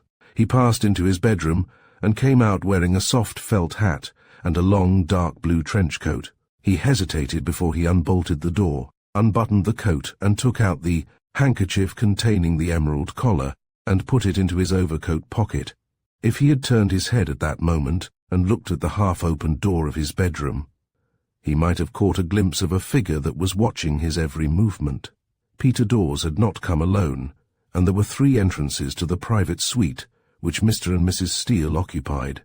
Then Jameson Steele stepped out so quickly that by the time the watcher was in the corridor, he had disappeared down the lift, which happened to be going down at that moment. The man raced down the stairs 3 at a time. The last landing was a broad marble balcony which overlooked the hall, and glancing down, he saw Peter waiting. He waved his hand significantly, and at that moment the elevator reached the ground floor, and Jameson Steele stepped out of it. He was halfway across the vestibule when Peter confronted him. "Wait a moment, Mr. Steele. I want you," said Peter. It was at that second that the swing doors turned, and Joyce Steele came in. "Want me?" said Steele. "Why?" "I am going to take you into custody on the charge of being concerned in the robbery tonight," said the detective. "You're mad," said Steele, with an immovable face. "Arrest him? Oh, no, no!" It was the gasping voice of the girl. In a second she had flung herself upon the man, her 2 arms about him. "It isn't true, it isn't true," she sobbed. Very gently Steele pushed her back. "Go away, my dear. This is no place for you," he said. "Mr. Dawes has made a great mistake, as he will discover." The watcher had joined the group now. "He's got the goods, sir," he said triumphantly. "I watched him. The necklace was in a cigar box. He's got it in his pocket." "Hold out your hands," said Peter, and in a second Jameson Steele was handcuffed. "May I come?" said the girl. "It is better you did not," said Peter. "Perhaps your husband will be able to prove his innocence. Anyway, you can do nothing." They left her, a disconsolate figure, standing in the hall, and carried their prisoner to Cannon Row. "Now we'll search you, if you don't mind," asked Peter. "Not at all," said the other coolly. "Where did you say he put it?" "In his pocket, sir," said the spy. Peter searched the overcoat pockets. "There's nothing here," he said. "Nothing there," gasped the man in astonishment. "But I saw him put it there. He took it out of his hip pocket and, well, let's try his hip pocket. Take off your coat, Steele." The young man obeyed, and again Peter's deft fingers went over him, but with no better result. The 2 detectives looked at one another in consternation. "A slight mistake on your part, my friend," said Peter. "I'm sorry we've given you all this trouble." "Look in the bottom of the cab," the second detective pleaded, and Peter laughed. "I don't see what he could do. He had the bracelets on his hands, and I never took my eyes off them once. You can search the cab if you like. It's waiting at the door." But the search of the cab produced no better result, and then an inspiration dawned upon Peter, and he laughed, softly and long. "I'm going to give up this business," he said. "I really am, Steele. I'm too childishly trustful." Their eyes met, and both eyes were creased with laughter. "All right," said Peter. "Let him go." "Let him go," said the other detective in dismay. "Yes, we've no evidence against this gentleman, and we're very unlikely to secure it." For in that short space of time, Peter had realized exactly the kind he was up against, saw as clearly as daylight what had happened to the emeralds, and knew that any attempt to find them now would merely lead to another disappointment. If you don't mind, Steele, I think I'll go back with you to your hotel. I hope you're not bearing malice. Not at all, replied Steele. It's your job to catch me, and my job to— He paused. Yes? Said Peter curiously. My job to get caught, obviously, said Steele with a laugh. They did not speak again until they were in the cab on the way back to the hotel. I'm afraid my poor wife is very much upset. I'm not worrying about that, said Peter dryly. Steele, I think you are a wise man, and being wise, you will not be averse to receiving advice from one who knows this game from A to Z. Steele did not reply. My advice to you is, get out of the country just as soon as you can, and take your wife with you, said Peter. There is an old adage that the pitcher goes often to the well. I need not remind you of that. Suppose I tell you I do not understand you, said Steele. You will do nothing so banal, replied Peter. I tell you I know your game, and the thing that is going to stand against you is the robbery of the mail. That is your only bad offense in my eyes, and it is the one for which I would work night and day to bring you to justice. Again a silence. Nothing was stolen from the mail, that I know, said Peter. It was all returned. Your principal offense is that you scared a respectable servant of His Majesty into fits. Anyway, it is a felony of a most serious kind, and would get you 20 years if we could secure evidence against you. You held up His Majesty's mail with a loaded revolver.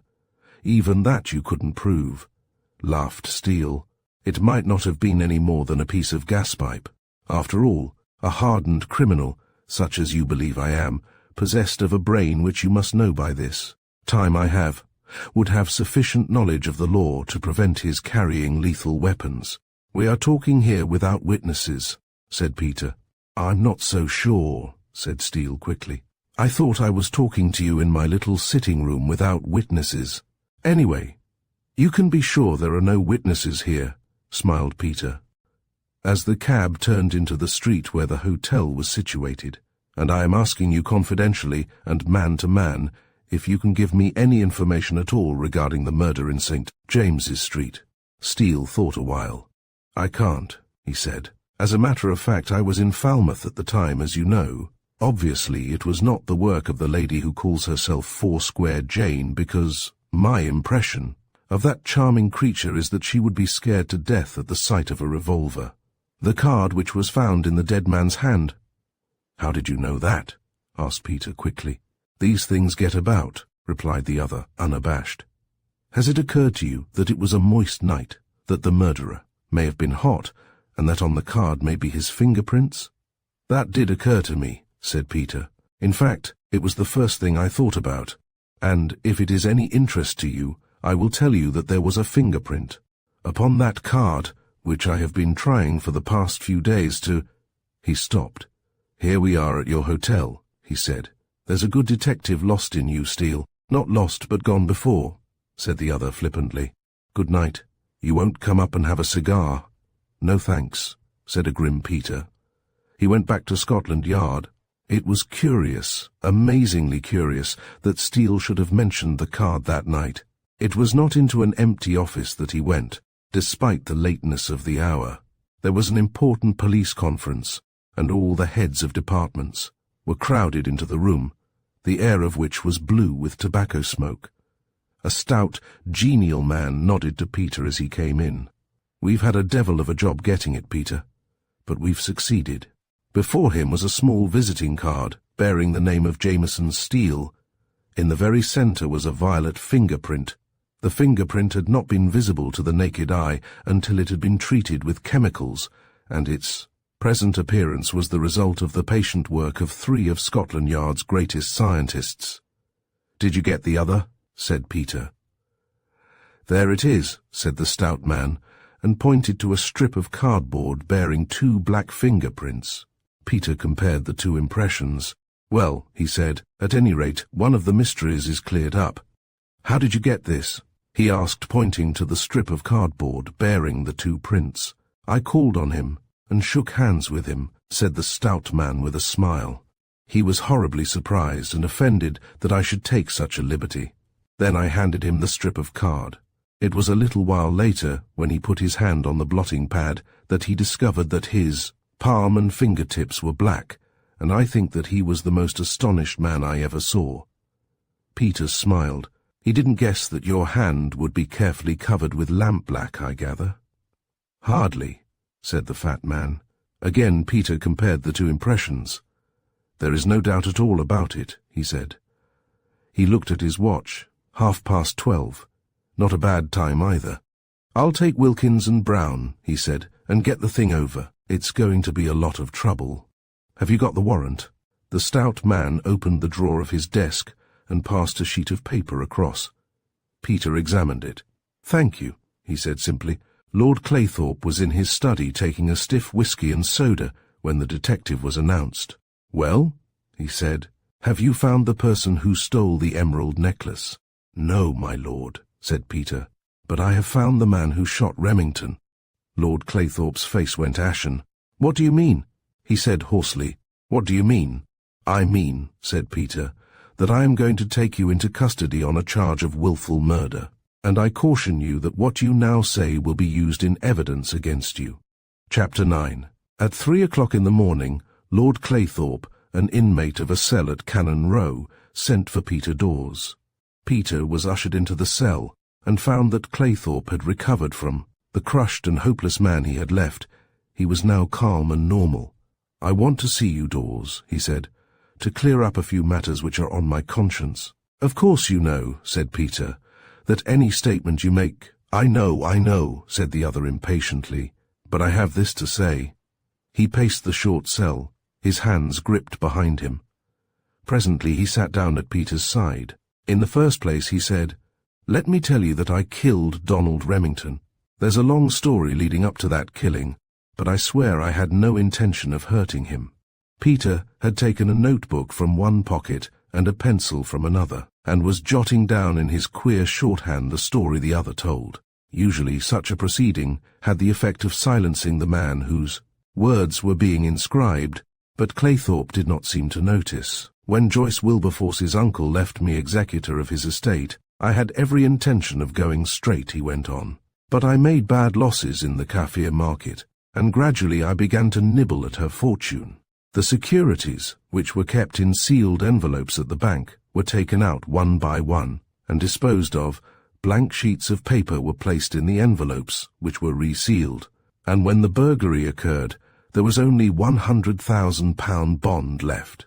That bond you will find in a secret drawer of my desk. I think Remington, who was in my confidence except for this matter, suspected it all along. When I took the securities from the bank, it was with the intention of raiding my own office. That night, and leaving the sign of Foursquare Jane to throw suspicion elsewhere, I came back to the office at 11 o'clock that night, but found Remington was before me. He had opened the safe with his key and was satisfying his curiosity as to the contents of the envelopes. He threatened to expose me, for he had already discovered that the envelopes contained nothing of importance. I was a desperate man. I have taken a revolver with me in case I was detected, intending to end my life then and there. Remington made certain demands on me, to which I refused to agree. He rose and walked to the door, telling me he intended to call the police. It was then that I shot him. Peter Dawes looked up from his notes. What about Steele's card? He said. Lord Claythorpe nodded. I had taken that with me to throw suspicion upon Steele, because I believed, and still believe, that he is associated with Foursquare Jane. Tell me one thing, said Peter. Do you know or suspect Foursquare Jane? Lord Claythorpe shook his head. I've always suspected that she was Joyce Wilberforce herself, he said, but I've never been able to confirm that suspicion. In the old days, when the Wilberforces were living in Manchester Square, I used to see the girl and suspected.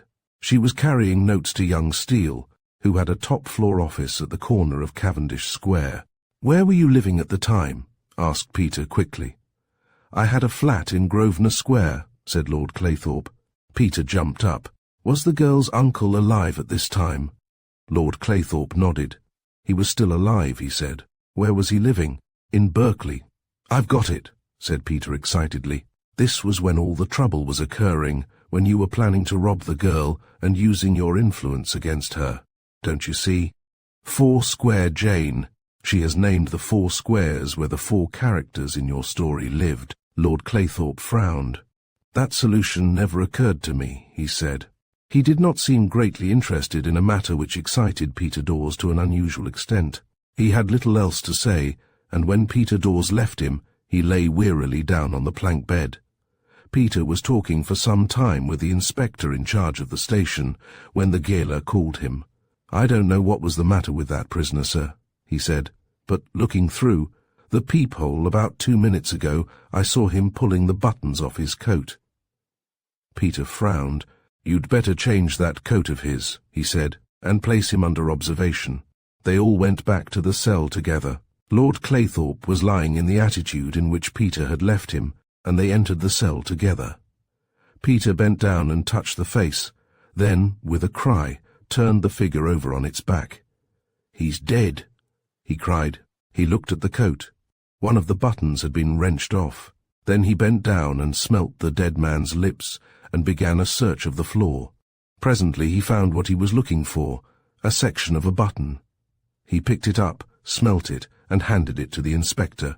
"So that's how he did it," he said gravely. Claythorpe was prepared for this. "What is it?" asked the inspector. "The second button of his coat has evidently been made specially for him. It is a compressed tablet of cyanide of potassium, coloured to match. The other buttons, and he had only to tear it off to end his life." So passed Lord Claythorpe, a great scoundrel, leaving his title to a weakling of a son, and very few happy memories to that obscure and hysterical woman who bore his name. Peter's work was done, save for the mystery of Foursquare Jane, and even that mystery was exposed. The task he had set himself now was a difficult one, and one in which he had very little heart. He obtained a fresh set of warrants, and accompanied by a small army of detectives who watched. Every exit made his call at the hotel at which Steele and his wife were staying. He went straight up to the room, and found Joyce and her husband at breakfast. They were both dressed. The fact that several trunks were packed suggested that they were contemplating an early move. Peter closed the door behind him and came slowly to the breakfast table, and the girl greeted him with a smile. "You're just in time for breakfast," she said. "Won't you have some coffee?" Peter shook his head. Steele was eyeing him narrowly, and presently the young man laughed. "Joyce," he said, "I do believe that friend Dawes has come to arrest us all." "You might guess again, and guess wrong," said Peter, sitting himself down and leaning one elbow on the table.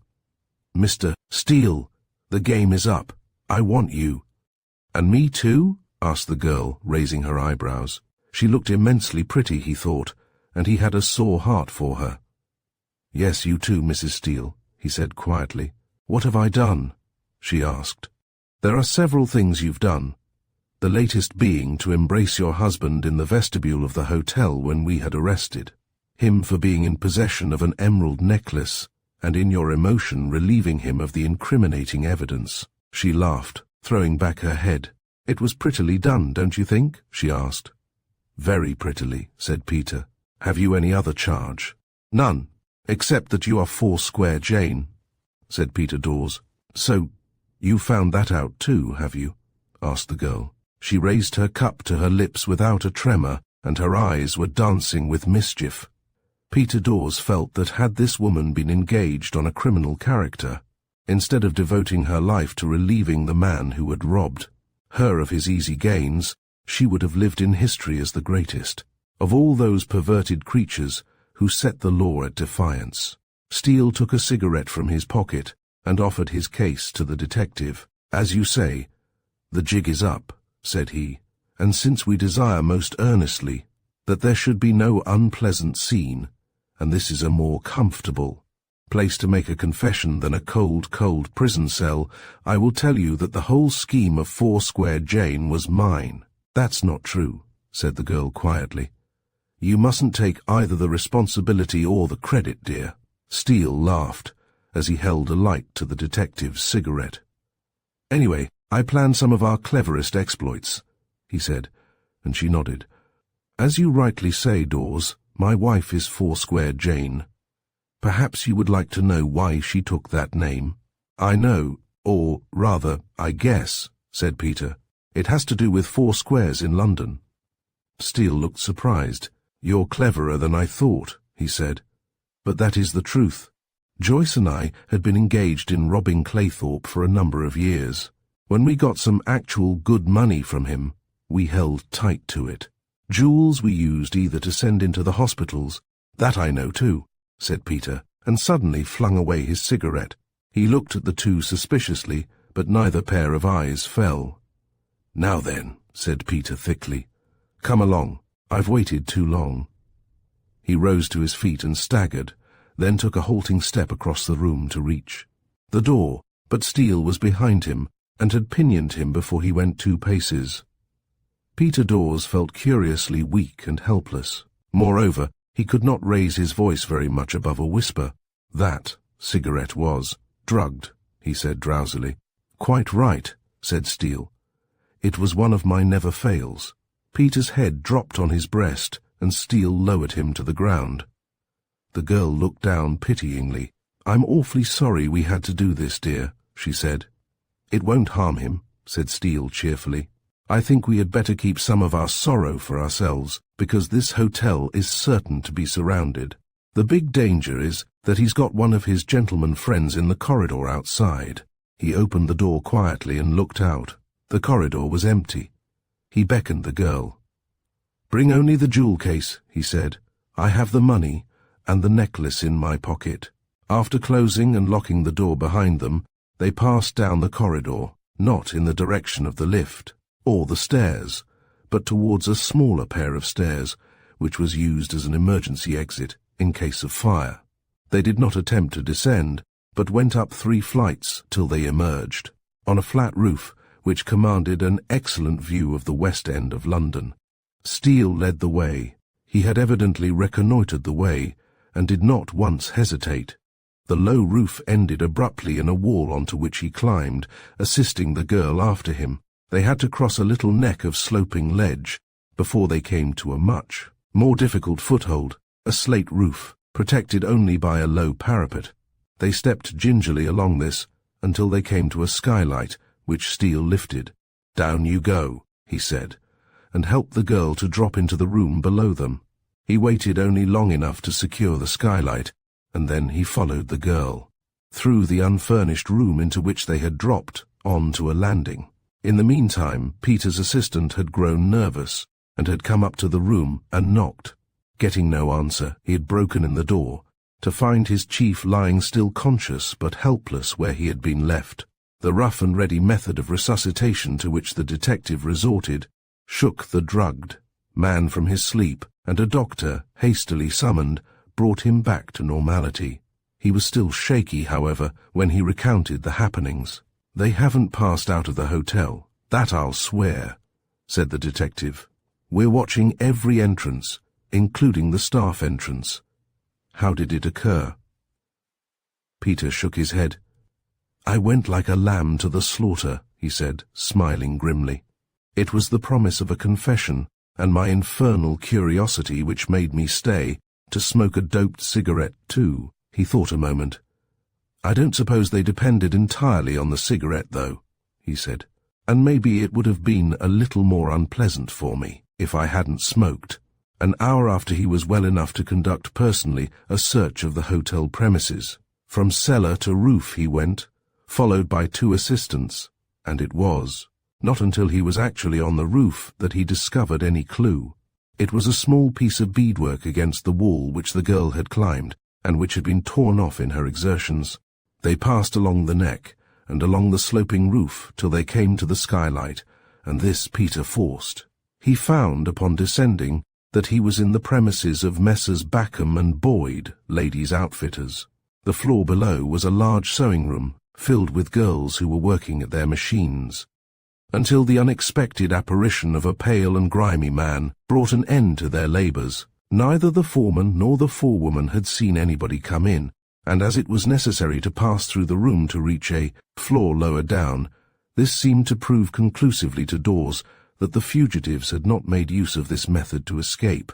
"The only people who have been in the upstairs room," exclaimed the foreman, "are 2 of the warehousemen who went up about 2 minutes ago to bring down some bales." 2 men? Said Peter quickly. Who were they? But, though he pushed his inquiries to the lower and more influential regions of the shop, he could not discover the 2 porters. A lot of new men had been recently engaged, said the manager, and it was impossible to say who had been upstairs and who had not. The door porter at the wholesale entrance, however, had seen the 2 porters come out, carrying their somewhat awkwardly shaped bundles on their shoulders. Were they heavy? Asked Peter. Very, said the doorkeeper. They put them on a cart and didn't come back. Now, if there was one thing more certain than another in Peter's mind, it was that Square Jane did not depend entirely upon the assistance she received from her husband. Peter recalled the fact that there had once been 2 spurious detectives who had called on Lord Claythorpe, having the girl in custody. They were probably 2 old hands at the criminal game, enlisted by the ingenious Mr. Steele. This proved to be the case, as Peter was to find later, and either Square Jane, or he might have planted these 2 men in an adjoining warehouse, with the object of rendering just that kind of assistance, which, in fact, they did render. Peter reached the streets again, baffled and angry. Then he remembered that in Lord Claythorpe's desk was a certain bond to bearer for $500,000. Square Jane would not leave England until she had secured this, and, as the thought occurred to him, he hailed a taxi and drove at top speed to the dead man's house. Already the news of the tragedy which had overcome the Claythorpe's household had reached the domestics, and the gloomy butler who admitted him greeted him with a scowl, as though he were responsible for the death of his master.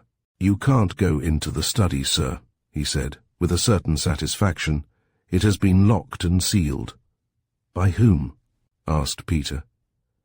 "By an official of the court, sir," said the man. Peter went to the study door and examined the 2 big red seals. There is something about the seal of the Royal Courts of Justice which impresses even an experienced officer of the law. To break that seal without authority involves the most uncomfortable consequences, and Peter hesitated. "Has anybody else been here?" he asked. "Only Miss Wilberforce, sir," said the man. "Miss Wilberforce?" almost yelled Peter. "When did she come?" "About the same time as the officer who sealed the door," said the butler. "In fact, she was in the study when he arrived." "He ordered her out pretty roughly too, sir," said the butler with relish, as though finding in Miss Wilberforce's discomfiture some compensation for the tragedy which had overtaken his employer. "She sent me upstairs to get an umbrella she had left when she was here last, and when I came down, she was gone." The officer grumbled something terribly. Peter went to the telephone and rang up Scotland Yard, but they had heard nothing of the sealing of the house and suggested that he should seek out the Chancery officials to discover who had made the order and under what circumstances. Only those who have attempted to disturb the routine of the Court of Chancery will appreciate the unhappy hours which Peter spent that day wandering from master to master in a vain attempt to secure news or information. He went back to the house at 4:30 that evening, determined to brave whatever terror the Court of Chancery might impose, and again he was met by the butler on the doorstep, but this time a butler bursting with news. "I'm very glad you've come, sir. I've got such a lot to tell you. About half an hour after you'd gone, sir, I heard a ripping and tearing in the study, and I went to the door and listened. I couldn't understand what was going on, so I shouted out, 'Who's there?' And who do you think replied?" Peter's heart had sunk at the butler's words. "I know," he said. "It was Square. It was Miss Joyce Wilberforce." "So it was, sir," said the butler in surprise. "How did you know?" "I guessed," said Peter shortly. "It appeared she'd been locked in quite by accident by the officer of the court," the butler went on, "and she was having a look through his lordship's desk to find some letters she'd left behind. Of course, sir, everybody knows that Lord Claythorpe's desk is one of the most wonderful in the world. It's full of secret drawers, and I remember Miss Joyce saying once that if his lordship wanted to hide anything it would take a month to find it." Peter groaned. They wanted time, of course they wanted time. What a fool he had been all through. There was no need for the butler to tell him the rest of the story, because he guessed it, but the man went on. After a bit he said, "I heard the key turn in the lock, and out came Miss Joyce, looking as pleased as Punch. But you should have seen the state of that desk." "So she broke the seals, did she?" said Peter, with gentle irony. "Oh yes, she broke the seals, and she broke the desk too," said the butler impressively. "And when she came out, she was carrying a big square sheet of paper in her hand, a printed-on paper, like a banknote, sir." "I know," said Peter. "It was a bond." "Ah." "I think it might have been," said the butler hazily. "At any rate, that's what she had." "Well," she said, "it took a lot of finding." "Miss," said I, "you oughtn't to take anything from his lordship's study until the law—" "Blow the law," said she. Them was her very words. "Blow the law, sir." "She's blown it all right," said Peter, and left the house. His last hope was to block all the ports, and in this way prevent their leaving the country. However, he had no great hopes of succeeding in his attempts to hold the volatile lady whose escapades had given him so many sleepless nights.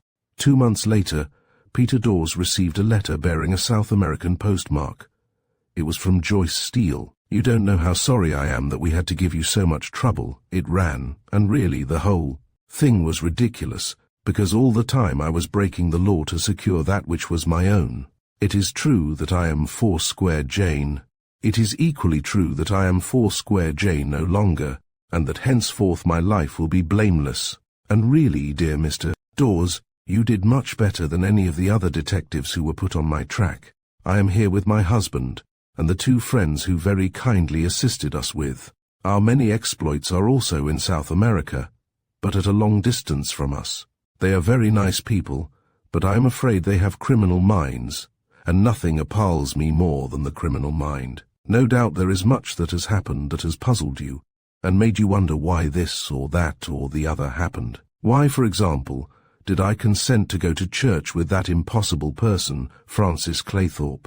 Partly, dear friend, because I was already married, and it did not worry me a bit to add bigamy to my other crimes, and partly because I made ample preparations for such a contingency, and knew that marriage was impossible. I had hoped, too, that Lord Claythorpe would give me a wedding present of some value, which hope was doomed to disappointment. But I did get a lot of quite valuable presents from his many friends, and these both Jameson and I most deeply appreciate. Jameson was the doctor who saw me at Lewinstein's, by the way. He has been my right-hand man and my dearest confederate. Perhaps, Mr. Dawes, you will meet us again in London, when we are tired of South America.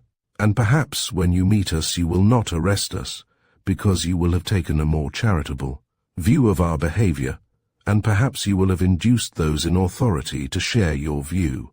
I am tremendously happy. Would you be kind enough to tell my mother that? I do not think it will cheer her up, because she is not that kind. I first got my idea of playing Foursquare Jane from hearing a servant we once employed, a Jane Briglow, discussing the heroic adventures of some fictional personage in whom she was interested. But it was a mistake to call me Jane. The J stands for Joyce. When you have time for a holiday, won't you come over and see us? We should love to entertain you. There was a P.S. to the letter which brought a wry smile to the detective's face. P.S. Perhaps you had better bring your own cigarettes. As our journey through Foursquare Jane draws to a close, we reflect upon the relentless courage and unwavering spirit that defined Jane's quest. Her story, woven with mystery, betrayal, and unexpected alliances, leaves us with a reminder that even in the shadows, resilience shines through. The twists and turns have taken us on an emotional roller coaster, challenging our perceptions and igniting our sense of wonder. Thank you for sharing this suspenseful adventure with us. Until next time at Storytime Haven, let the echoes of Jane's triumph inspire you to seek truth in the most unexpected places. Farewell and keep dreaming.